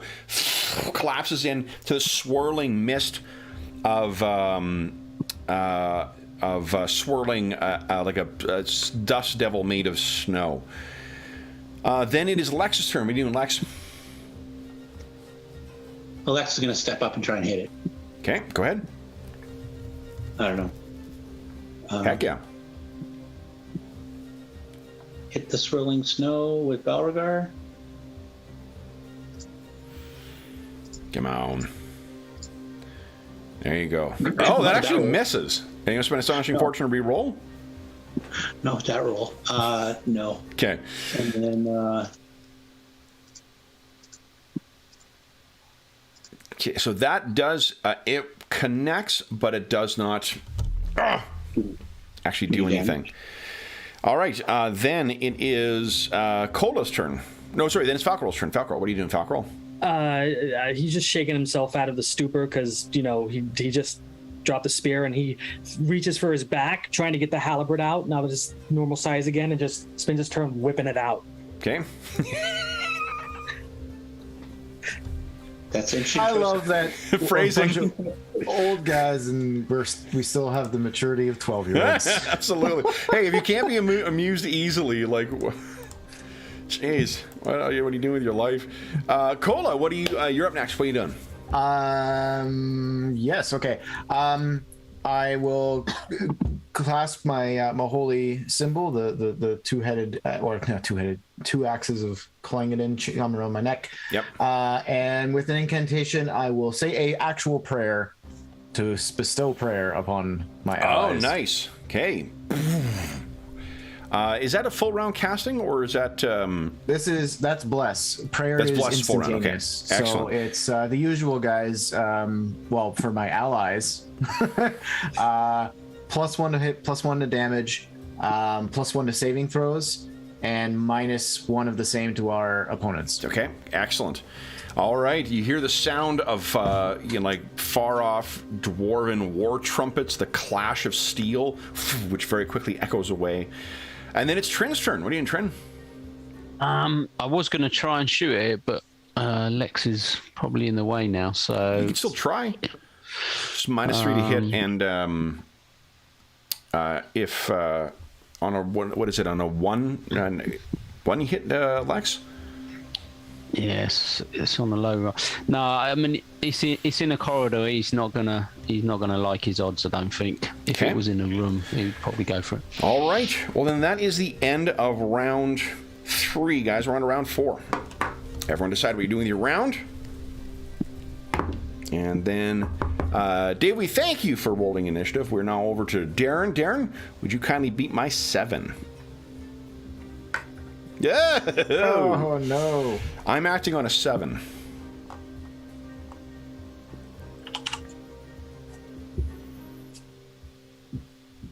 Okay. And who we miss? Oh, 16. Trin. Okay. All right. So, Lex, go ahead and make an attack of opportunity. This thing is going to swirl away.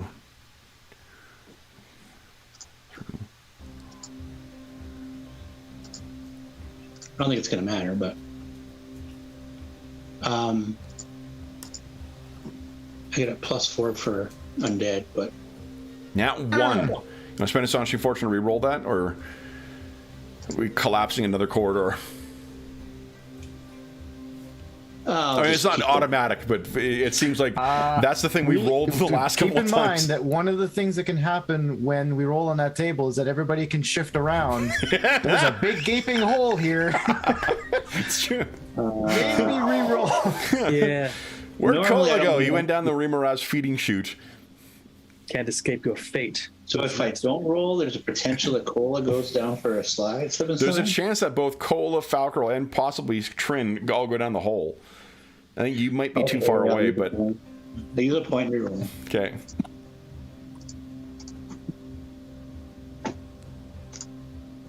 There you go. Okay, so you again, like you are certain you would have connected with that, but it swirls and makes its way down the corridor. Then it is Lex. What are you doing, Lex? We'll chase. Okay. Go ahead. Then it But is Falcarel. I plan to attack, so I basically only get my half move, right? Yeah. Falcarel had intended to attack as well, so he's only going to be able to move 4 squares. Okay. Then it is Kola. Same. I can only move, I think that's 2 squares if because I planned to attack. Okay. And finally, Trin. What are you doing, Trin? Yes, similar thing. 3 squares up to that. Okay. Then that I think brings us to the end of the round. We're on to round 5. Everyone decide what you're doing, and then we're over to Andrew now. Darren very generously gave his the initiative duties away. Everyone decide what you're doing, and then Andrew, would you kindly beat my 3? Oh, so close. I'm on a 3, which means I get to move. 1, 2, 3, 4, 5. Okay, I have moved. Then it is Lex's turn.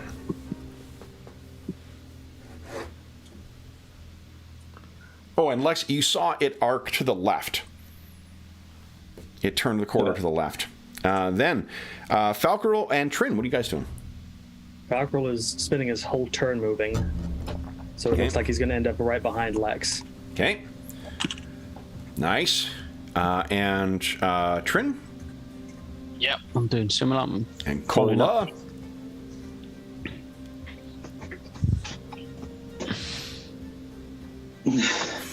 Cola's got to run just to try and keep up with our half moves. Yeah, crap. I didn't. I put in an attack, not a run. Oops. He's swinging his axes. I'm like, where are you going? It is the end of round 5, guys. We're on to round 6. Let me reorient our camera here. Okay, then it is John. Back to you again. Everyone decide what you're doing with your round, and then John, would you beat my 10? 8. Nice. All right. So I believe all of you guys are acting before me. Lex, what are you doing?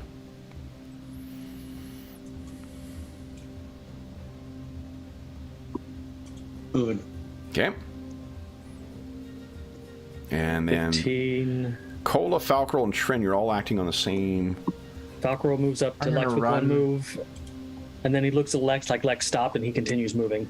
Trying to find him. Shit, I forget the running is twice the movement.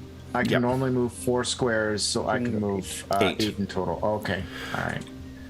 In C&C, just to give you something to look forward to, you have 2 different movement rates. You have a jog, which is double your movement, and you have a run, which is triple your movement. Okay. Then...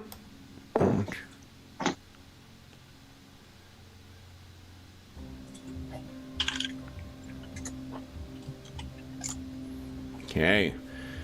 Then, that is the end of the round. We're on to round 7. See him. Everyone decide what you're doing with your round. And then, let's hear. John, you're still on here. Would you beat my 5? Yes.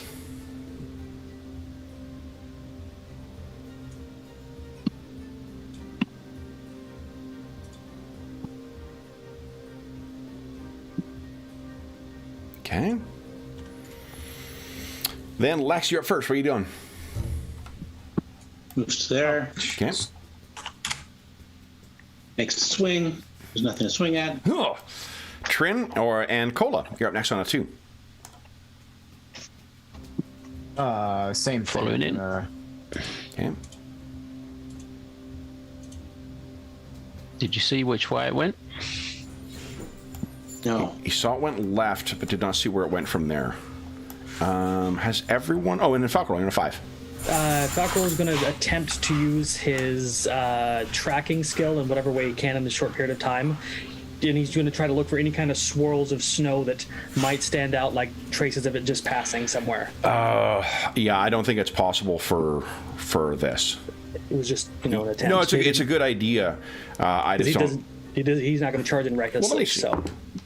Yeah, no, it's a good idea, and you wish you could, had a more supernatural way to do this. Yeah. My hatred for the undead is not strong enough. Yeah.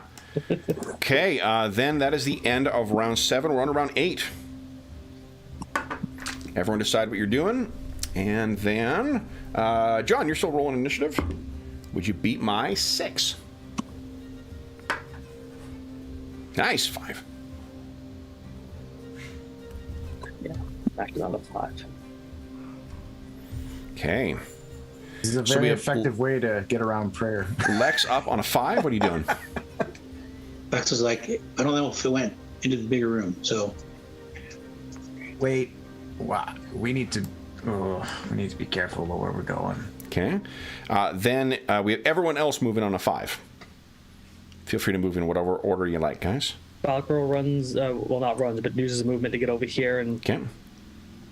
weapon ready, looking for something. Okay. And I'm moving out, but I should say that I've got my silvered battle axe out. Okay. I really, really, really want to use the Mithril Axe from Clangeddon because I haven't since you gave it to me when I resurrected. Yep. But I know what I'm facing. Resurrected. Okay. And Well, then whatever. I came we back. have something charging Cola. I'll do it square by square. so you can see. I can't see it. Oh, he circled around or hid. Yeah. And it is not in sentry gun mode anymore. So, Cola, this thing comes racing up behind you. I need a save versus death from you, please. At minus no penalty. No penalty in this. No penalty? No okay. penalty. And prayer is still in effect for a few more turns, so... You take 9 points of damage, though. Paralyzation, poison, or death. Andrew thinks that's the first one. Anna thinks that 9 points of damage is bullshit.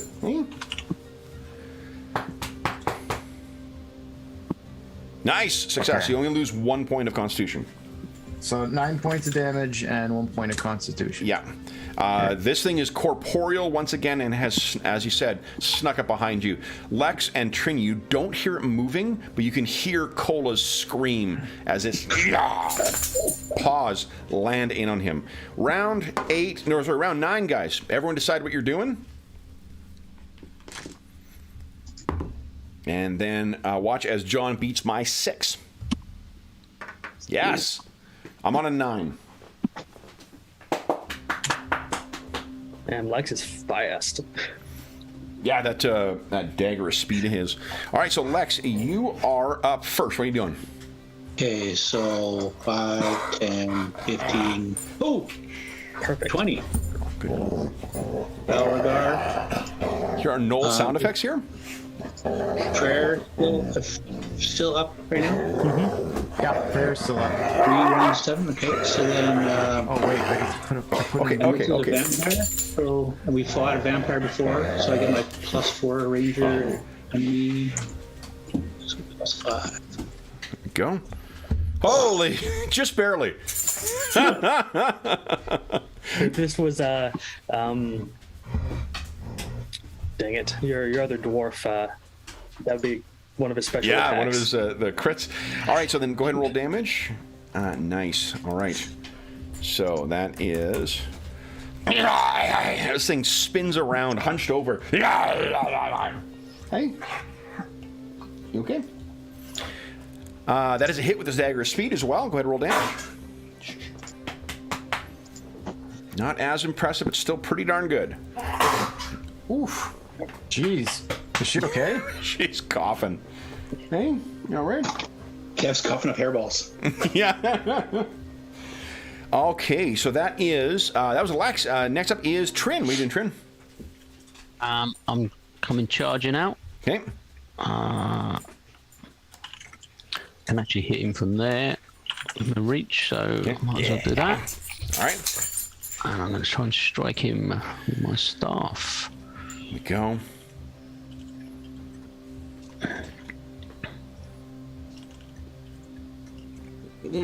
Not with that roll. You want to spend a point of staunching fortune, re-roll? Yeah, one left. Yeah, we don't want to use it yet, do we? Only one?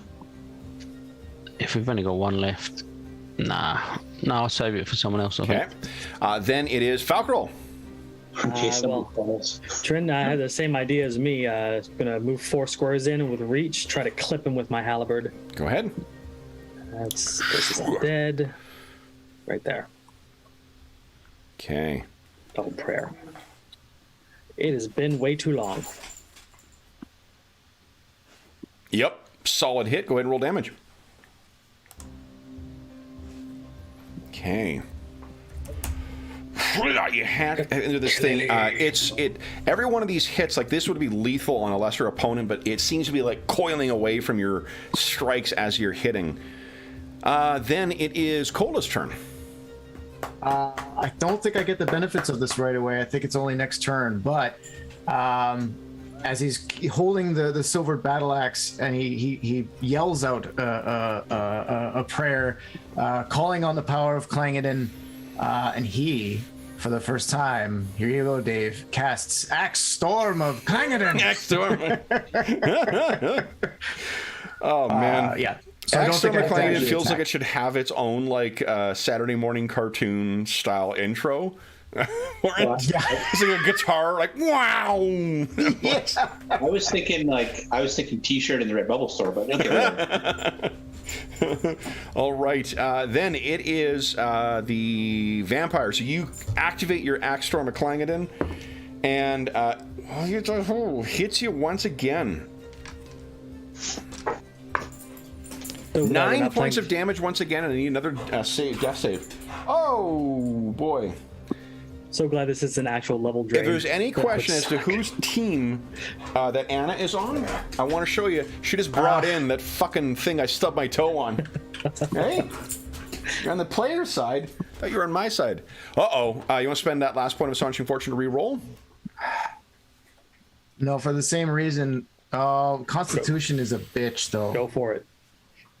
All right, guys, don't die. So I'll use it. And re-roll. Go ahead. You got a great chance of succeeding. So I do. It's. Oh, you don't get that +2. This is a death save. There's not.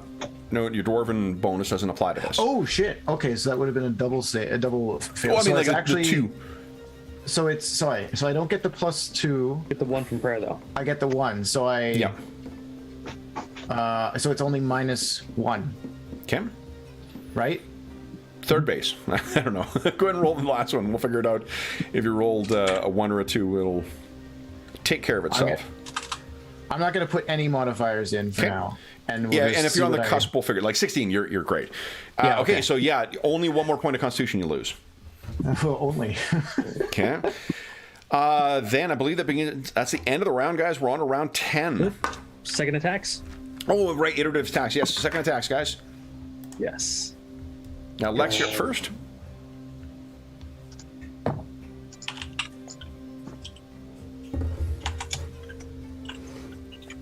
It's a hit.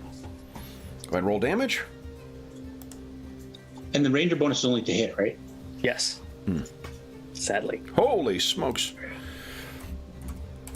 In CNC, I believe it's hit and damage. Yes. Great hit there, Lex. You sink that short sword into this thing. Nat 20 on the dagger of speed. All right. I rolled mine too soon. Go ahead, Dag.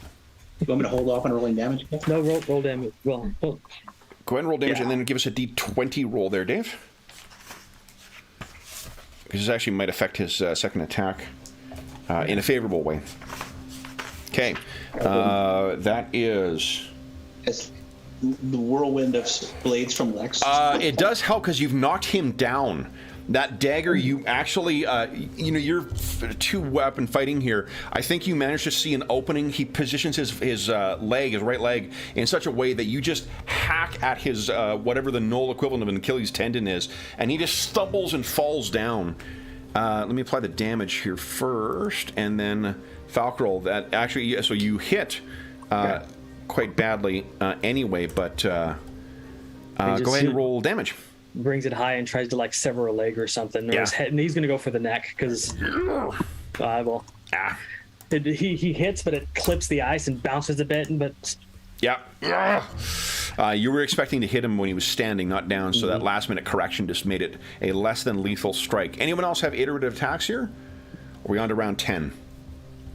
On to round 10. Everyone decide what you're doing? Who's been rolling initiative? Me. You, okay. John, everyone decide what you're doing, and then watch as John beats my 7. Kick his ass, Cola. Ice. Unfortunately, Dwarves be slow. Dwarves be slow, and prayers done. And axes be slow. Then, Lex, you're up first. What are you doing?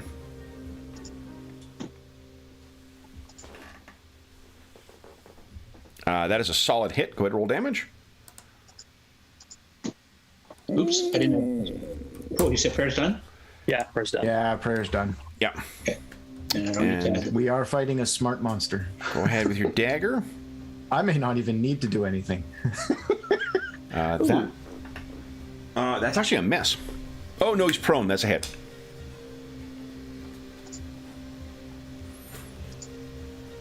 And let's see. That's not great.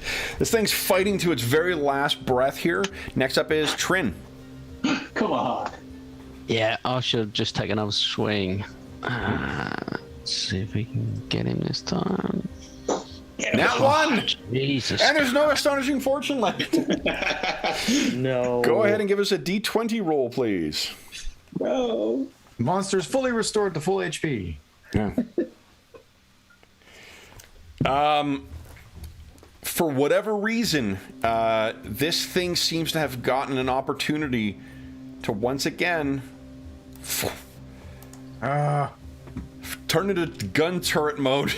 So it transforms back into that swirling mass of ice and snow, thanks to Trin's poor timing. Then it is Falcarel's turn. What are you doing, Falcarel?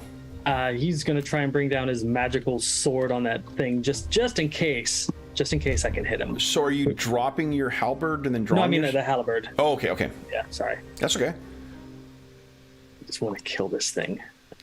So that is a hit, Okay. but pass harmlessly, seemingly through it. You Oh, sink great the halberd vampires. blade down into the ice.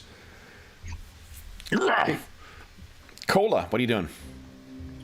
Nothing anymore. I was gonna attack, and so same thing. My axe goes down into the ice, Shwunk. and I gotta pull it out. Okay. Then it is, which axe did you use? This is the silvered battle axe, Go ahead and make an attack roll. just to see how hard I get it into the.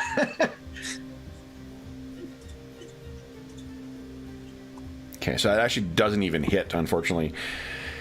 Then it is this thing's turn now. It had planned on doing something else, so it is limited in its movement now.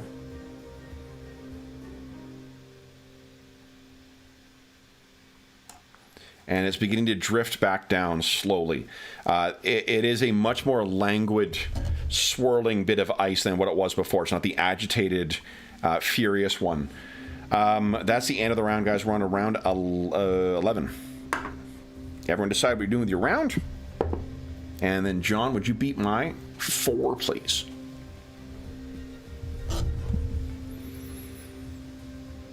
Ooh, nice. Okay. It's not gonna say anything and jinx it. So I'm acting on a 4. We can't see it, right? You can see it still, yeah. It's just that it's in its okay. like the tundra knoll equivalent of gaseous form. Fair enough. Move is I've got +3, something right? for it. Say again? Move is +3. Move is You 0. move 0. Oh, 0. Yeah. I was using +3 because I was large. Yeah. Oh, that's why. Okay. So I'm at 2 then. Sorry.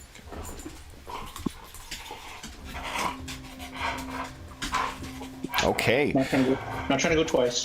No, that's okay. So Trin and Lex, you guys are up first. What are you doing? Moving. Yeah, I'm chasing after it so I don't lose sight of it. Okay. I'm gonna actually run in front of it. We had the same idea. Okay. Might not be a good idea, but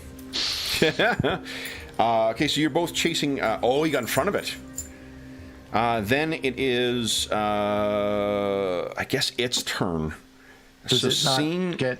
Wait, would they not be subject to like an opportunity attack? when it's in this form, you've not seen it attack yet. It was in effectively like Falcarel's crotch for a time when it was trying to ensorcel Lex or Falcarel. If it could make an attack, it certainly would have had a prime opportunity. What it then does is 1, 2, 3, 4, 5, 6, 7, 8, 9, 10, 11, 12. It's beginning to drift back in the opposite direction to flee you. Falcarel or Cola, who would you like to go next? I'll go. Okay. Falcarel moves up 4 squares as his movement. Okay. His hand comes off of his halberd and he starts to intone a spell. Yeah. A magical arrowhead appears that he traces in the glyph, and he casts Spiritual Hammer and shoots it at the mist, hoping it can hit it. Okay. Go right ahead. Make your attack roll. Because it's made of force, maybe it'll do something this stupid thing. Like we had the very similar idea. Are you doing the same thing? I'm doing the same thing. Okay. Do I get my favorite enemy bonus to it? That's the question. Trin and Lex do the same thing, and then Falcro and Cole do the same thing. That's kind of funny. Yes. We're very much in sync. Okay, go ahead and roll damage. Okay. Be pretty mean if I made you roll damage and it didn't do anything, eh? Yeah. So, Falco, you race up, you take your hand off your halberd, you make this, the gesture of an arrowhead, push towards it, and this thing zips out, piercing through this. You hear this horrific high-pitched, like, squeal as it's blown apart, and then what lands down is the corpse of the final vampire that you were hunting in here. Yes. Okay. Die. Cola, what were you doing? Nothing anymore. I will, however, move up. Okay.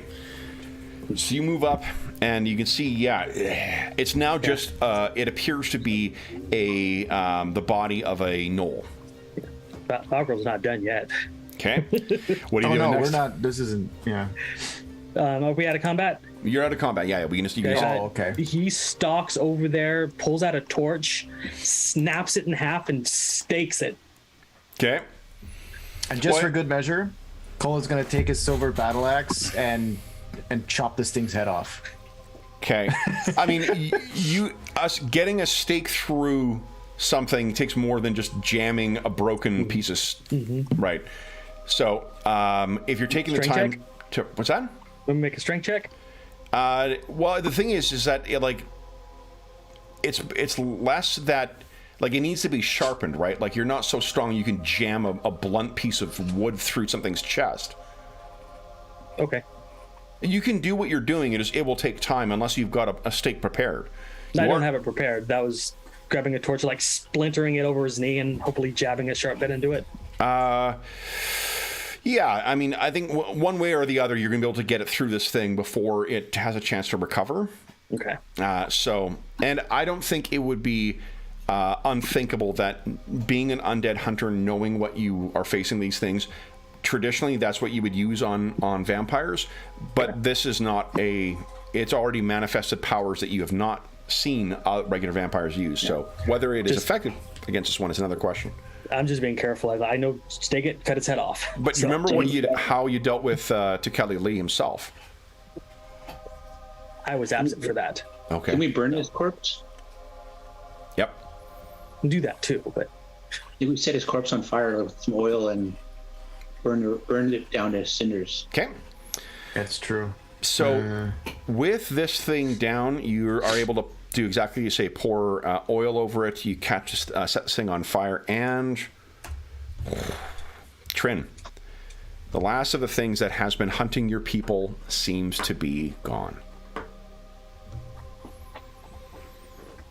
Yeah, he'll still be listening in the wind for like any cackling and that, as if there may still be one out there.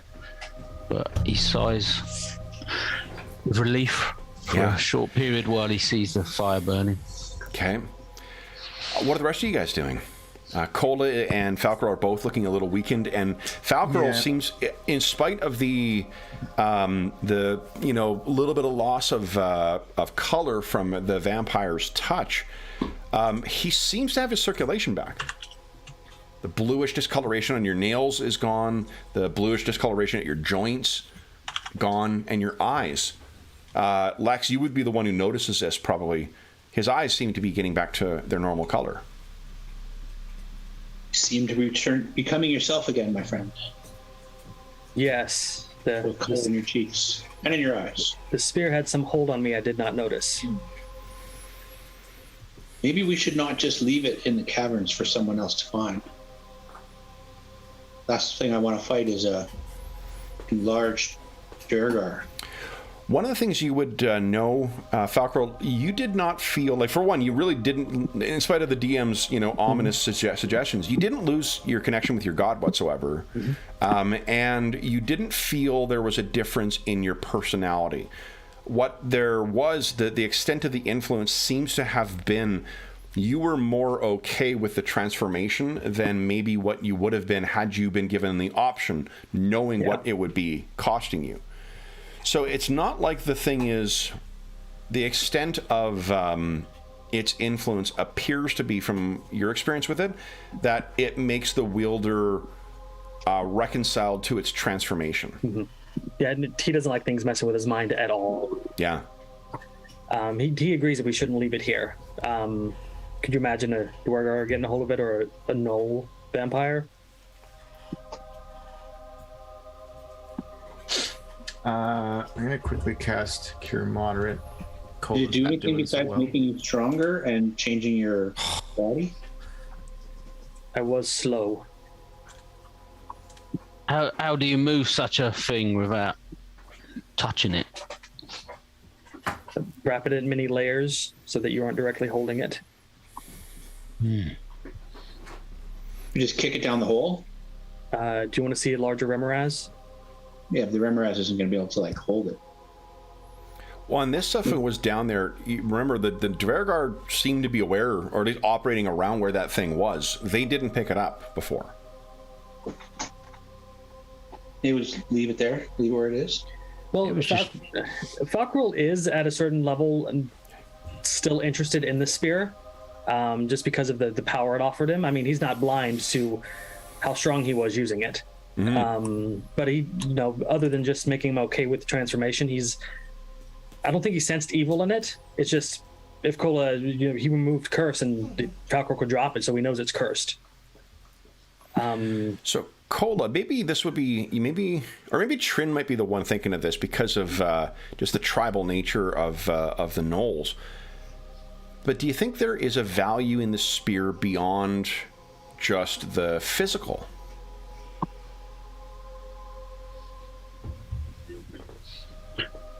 Well, he still sees it as a useful tool because you can remove it, or Kola seems to be able to remove it from someone's grasp anyway, so he doesn't see it as such a threat now that he can see that. What I was alluding to is more your people no doubt have tribal weapons, right? And it's something that the honored warriors are permitted to wield. That massive sword that one of your Knollish allies, whose name escapes me right now, wielded, that as an example, that's something that they may only deal with. Do you think that having access to this spear, this fairly powerful artifact, that this may play some role dealing with some of Alrol's allies?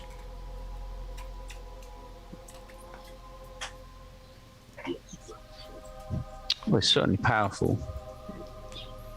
You did encounter at least one roving band of frost giants while you were traveling these mountains, and when you went to that ancient seat of kings too, you faced another frost giant, right? And when you were on the island, likewise, that's the one that threw Tom into the ocean. Well, it's one of the reasons Falkroll is loath to give it up. And you think that potentially you could turn into one of these creatures? Who knows? Even if you don't transform, do you think it's a bargaining chip? Yeah. Well, it certainly seems to be a weapon of theirs, or their creation. It's some sort of long lost relic. Well, and Falkroll, you were, half the size of a frost giant, and look how much trouble you had getting down here. Do you think a frost giant would ever have a hope in hell of ever having gone down here to retrieve this thing? Or even know that it's down here? Yeah. Did the dwarves want a weapon of their enemy? There was that whole, your ally, who was keeping, it wasn't Latiger, it was Dumathoin, the priest of Dumathoin. There was a shit ton of secrets they kept in their hold. So if you do even want a place to securely save it, remember they had those artifacts of Netheril that were stolen from the vault. But there were other secretive things down there, things that you couldn't identify. Yeah, maybe the dwarves aren't a very secure option then. Well, Falkroll, he'll start walking back, and he'll take off his cloak. Now that he's got the halberd back in his hands, and he'll roll the spear up, careful not to touch it in the cloak, and then put in his back. And the spear seems to have, like yourself, shrunk back down to like a relatively human size. That's odd because it was huge when. Was it huge when you got it? Yeah, because it shrunk and I grew. Oh yes, okay. So then it is back to its normal size then, like it's really, suitable really for big? wielding by a frost giant. That's a big Falco will plank. look down at it and then look at Cola. Somewhere, Jeff, his ears are peeking up. He's like, "Is someone picking up a 10-foot pole?" And then Falco will go, I'm sorry, Cola. And then he'll keep a hold of his halberd this time and he will pick the spear back up. You're doing this again. Yeah. we know how to remove it. Okay. And I could cast a spell if I wanted to, but I'm not leaving this down here. Okay.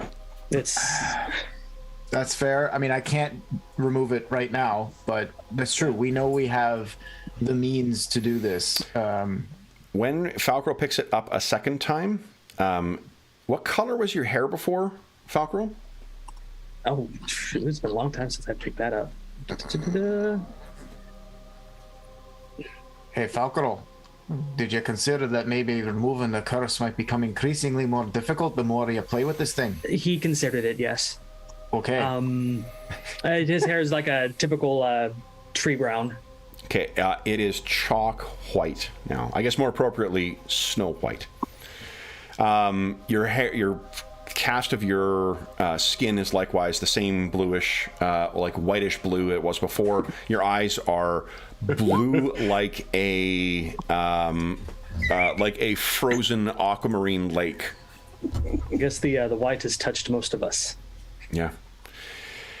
So you have yeah. It's a brief respite, but now we kind of know what it does. You know, you feel too. You don't feel the bite of the cold as you did before you picked it up a second time. So I no longer need the protection of the halberd for the cold. Well, when you put it down, like, it's a shock, right? Like, it's freezing cold in here. Every time you put down the halberd, you lose that protection. So when you put it down, it's noticeable again. You pick this up, and you did feel the cold when you were carrying this the first little bit, the first couple of days. When you perspired and you stopped exercising, trying to dig yourself out, you would feel cold. You don't feel that right now. Yeah. He kind of half smiles to himself, and it's kind of visible. But then he kind of shakes himself, and he stands up and hits his head on the ceiling. He goes, ow. All right. It had to be done. So, what do you guys wish to do next? Cola casts some healing spells on himself. No? It's time to leave. Yes. We've done what we came here to do, and I thank you all for that. Welcome. Does anybody remember the way out? I was hoping you weren't going to ask that. Can I deploy the direction sense at this point? It is. Well, I mean, directions will tell you which way is north. It will not tell you necessarily the way to get out. But can we remember which way we came in originally? It's been a long couple of days, and these are all winding tunnels, so Maybe I think that direction. Okay. Which is at least away from Father Mimic.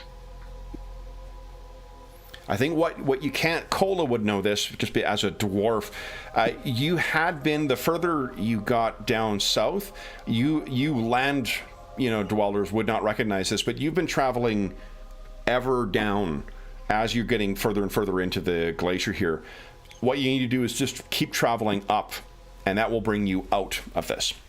That's Cola's 2 cents. Look for the slopes.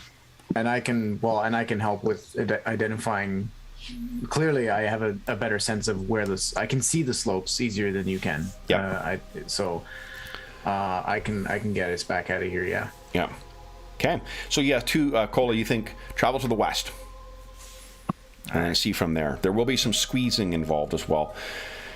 And as much as you feel good having defeated that vampire, remember there are other threats that have lurked in here that have not been fully resolved. This is up, Cola. Yep.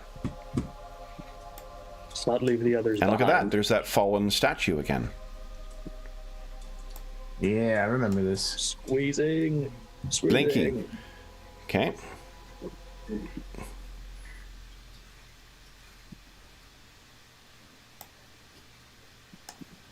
Oh, Yeah, there's that I remember statue. this thing. And there's Hey, that Falcon. shattered tower. Or the one you had to climb through. And on the other side of this were those damned mephits. Yeah. Hold a moment. You gave me a fright there, Kevin. This, I saw that. this Blinky knows things, does it not? It did, but we lack the ability to speak to it right now. Because it was Grim that could talk to it. In Netherese, correct? Yeah. Yeah. Pretty sure. Oh, this is going to be a tight squeeze for Falcarol. It's gonna be such a tight squeeze. He's hey, there's gonna- that altar. What was the altar we could? What was this altar we could use it for again? I forget. That was the thing that had the magical guide that Grim used. Oh yeah. It's Okay. the Nothing up magic there. seems to have been exhausted. Yeah, there's nothing up there. So we're gonna have to climb this thing to get back out. Yep. Might need a hand. To reach over, grab him, lift him up, Quick. Don't pluck the dwarf. but your carry size. Okay. And then, Down, make nothing on the ceiling. oh, and it's like it was a squeeze before. Yeah, this is the thing where all the stalactites are all over the ceiling, the icicles that kept being dropped. There is a 20-foot drop over here, and then there is another passageway over here. Help the dwarf over again. Yeah. Okay. Yes, I will do so.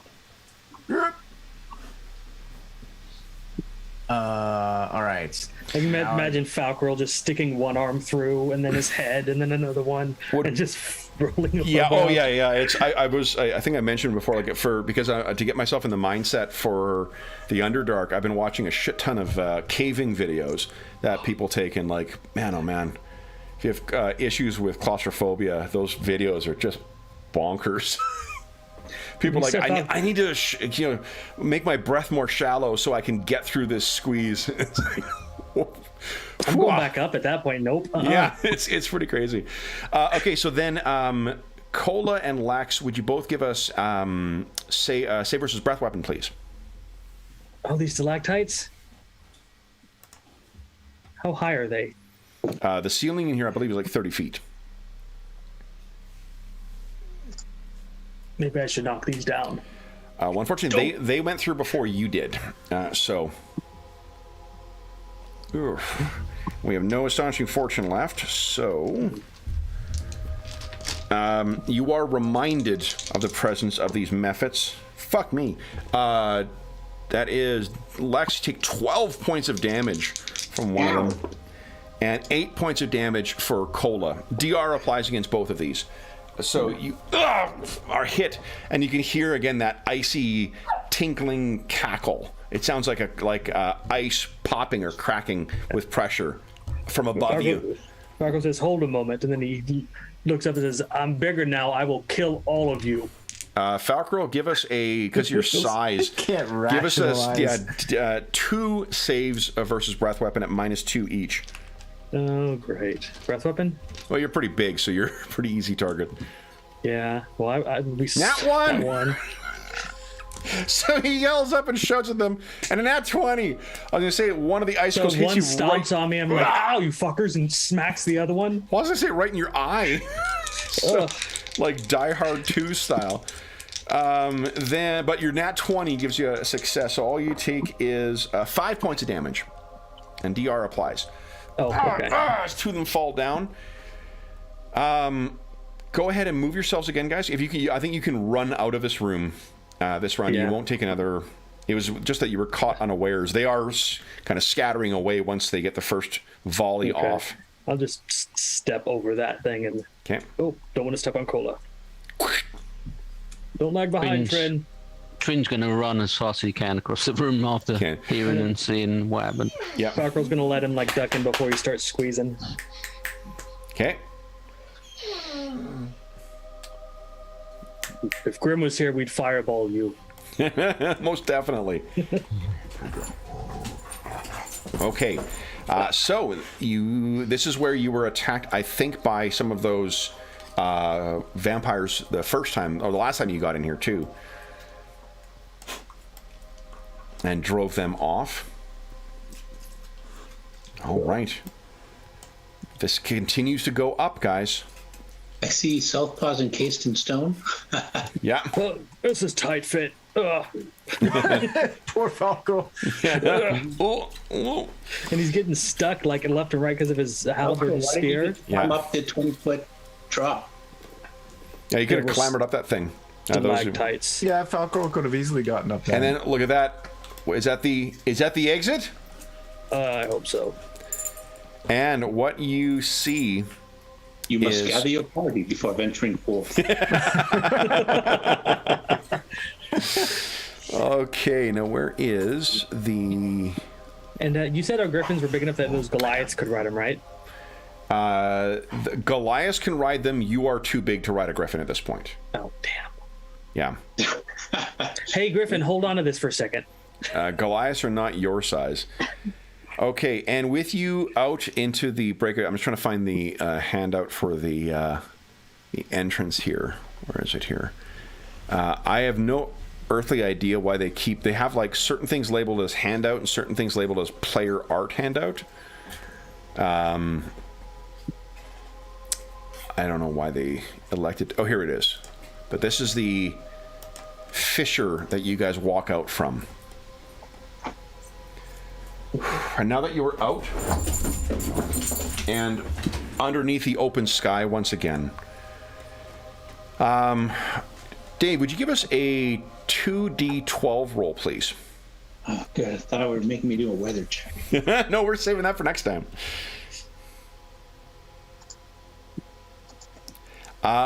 It's dark. You've lost all sense of time as you were inside the Caves of Hunger. It is dark outside. You can see Aurel's presence shimmering above with the Aurora Borealis. And it is frigid cold for all of you except for Falcarol. Falcarol, you don't feel the cold whatsoever. If anything, it feels comforting. This is disconcerting. I think, guys, that is where we will bring our session to a close. You've escaped, finally, the Caves of Hunger. You'll have to decide what your next step will be, but we will find out what that is in 2 weeks' time. Let's award some XP for today. We have 0 points of Astonishing Fortune left, right? Correct. Okay. Let's see. Where are we here? This is going to be fun. Okay, so those of you who are Undead Hunters, you will enjoy this because this will be our last class-based XP for a while. Oh, darn. You do get, there's lots of other things like gold-based and RP-based XP. That is much more frequent in C&C. All right, so then you defeated 16 hit dice worth of adversaries. For those of you who are Undead Hunters or have it as a favored enemy, that is okay. And Trin, I'm going to give you a specific, what do you call it?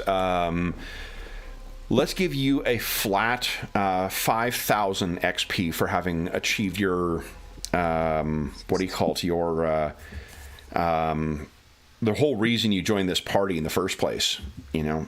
Oh, yeah. Oh, so many levels ago. And then, let's see here. We've got XP from the monsters. Anything else that we think? I don't think you guys defeated anything other than that one vampire. You face some mephits, so I'll give you a little bit of XP for that. Nothing else? Right. Past Father Limerick. That is successful. Yeah, that was a trap. So you did make pass. I'll give you for that, for sure. Faux show. All right, then, guys. We got past Mr. Tentacles. Yep, Yeah, that was Father Limic. All right, so then, guys, without counting your XP, like your prime requisite bonus, which you will also be bidding farewell to with CNC, everyone gains on top of your class-based or goal-based bonus 2,150 XP. 2150. Ding. Nice. Is that Falcrell for hitting level 8 in... level 8 ranger. He was only nice. 500 experience away. Good. Go ahead. And, so just for the sake of doing it, you can roll your XP for this. Did Trin ding as well? Yeah. Nice. Yeah. Okay, so levels... are you level 7 or level 6 now? 6 it'll be. 4 hit Nice. points. Nice. Give us a 2d6 roll. Lex, did you ding as well? No. Okay, I saw you do the... You're cheering for your allies. 6. Nice. Cheering for the allies, yeah. Max hit points. Good stuff. All right. No, Lex dinged in my last session, November 13th. Oh, okay. There you go. Yep. Good stuff. I've only played 3 times since last June 26th, so... Oh, my God. Sorry, guys. Wait, since June 26th? I played June 26th, July 17th, November 13th, and then today. So November was your last. Wow. So that's been... oh, my goodness. That's what, 7 months? Yeah. Yeah, wow. Well, welcome back. All right, so then everyone has, you successfully made your way out. We got Trin, welcome to 6th level, and Falcor, welcome to 8th level all around. So for those listening at home, let's go back to the main page and make with the outro. It'd make it easy to convert. Yeah, honestly, you had enough XP to be 8th level in both as it was with the combined stuff. So for those listening at home, thank you so much for joining us for session 86 of our ongoing Legacy of the Crystal Shard campaign. As is always the case, if you have any comments, questions, or concerns regarding the session, the campaign, or the game we're playing, please don't hesitate to leave a comment in the comment section below, and I'll endeavor to reply in a timely fashion. In addition, there's a link down below to the Dungeon Musings Discord server, where we have channels dedicated to this campaign, every other game we run on the channel, as well as a bunch of other great channels, including finding a group and general advice on virtual tabletop selection and streaming setups and all that kind of stuff. A bunch of great people over there, a bunch of great conversations. You are more than welcome to join us over there. In addition, there is a link down below to something called Heroes Save Villages. That is the charity fundraising campaign we run on the channel. It benefits the SOS Children's Villages International Charity, a really terrific organization active in over 130 countries, benefiting over 80,000 orphaned and abandoned children, including ongoing relief efforts at the time of recording in Ukraine and the surrounding countries. All money that is donated through that link goes directly to SOS Children's Villages International. None of it goes to the channel or any other middleman. It just goes to benefit the kids who benefit from those services. And as a small way of saying thank you, for every $25 Canadian that you donate, you get one chance to win the grand prize or one of the other great prizes in our next charity raffle. Now, we just had our most recent charity raffle about 2 weeks ago, or maybe 2 weeks, only a week ago, 10 days ago, but in any event. You can find all the prizes that were won on the Charity Initiatives channel on the Dungeon Musings Discord server. If you did donate from August 1st until June 15th, 2022, then be sure to go over there if you have not checked yet, because you may have won something. I've only heard from about half of the people who have won prizes thus far. So if you did make a donation since August 1st, 2021, be sure to check over there and see what you may have won. Now, if you don't want your prize, that's completely fine. We'll put it back into the next one. But there's at least 2 of our biggest prizes from our friends at Beetle and Grimm's Pandemonium Warehouse, which have yet to be claimed. So be sure to head over there, take a look if you have made the donation. If not, those will be cycled back through into our next raffle, and we will be awarding more great prizes for them.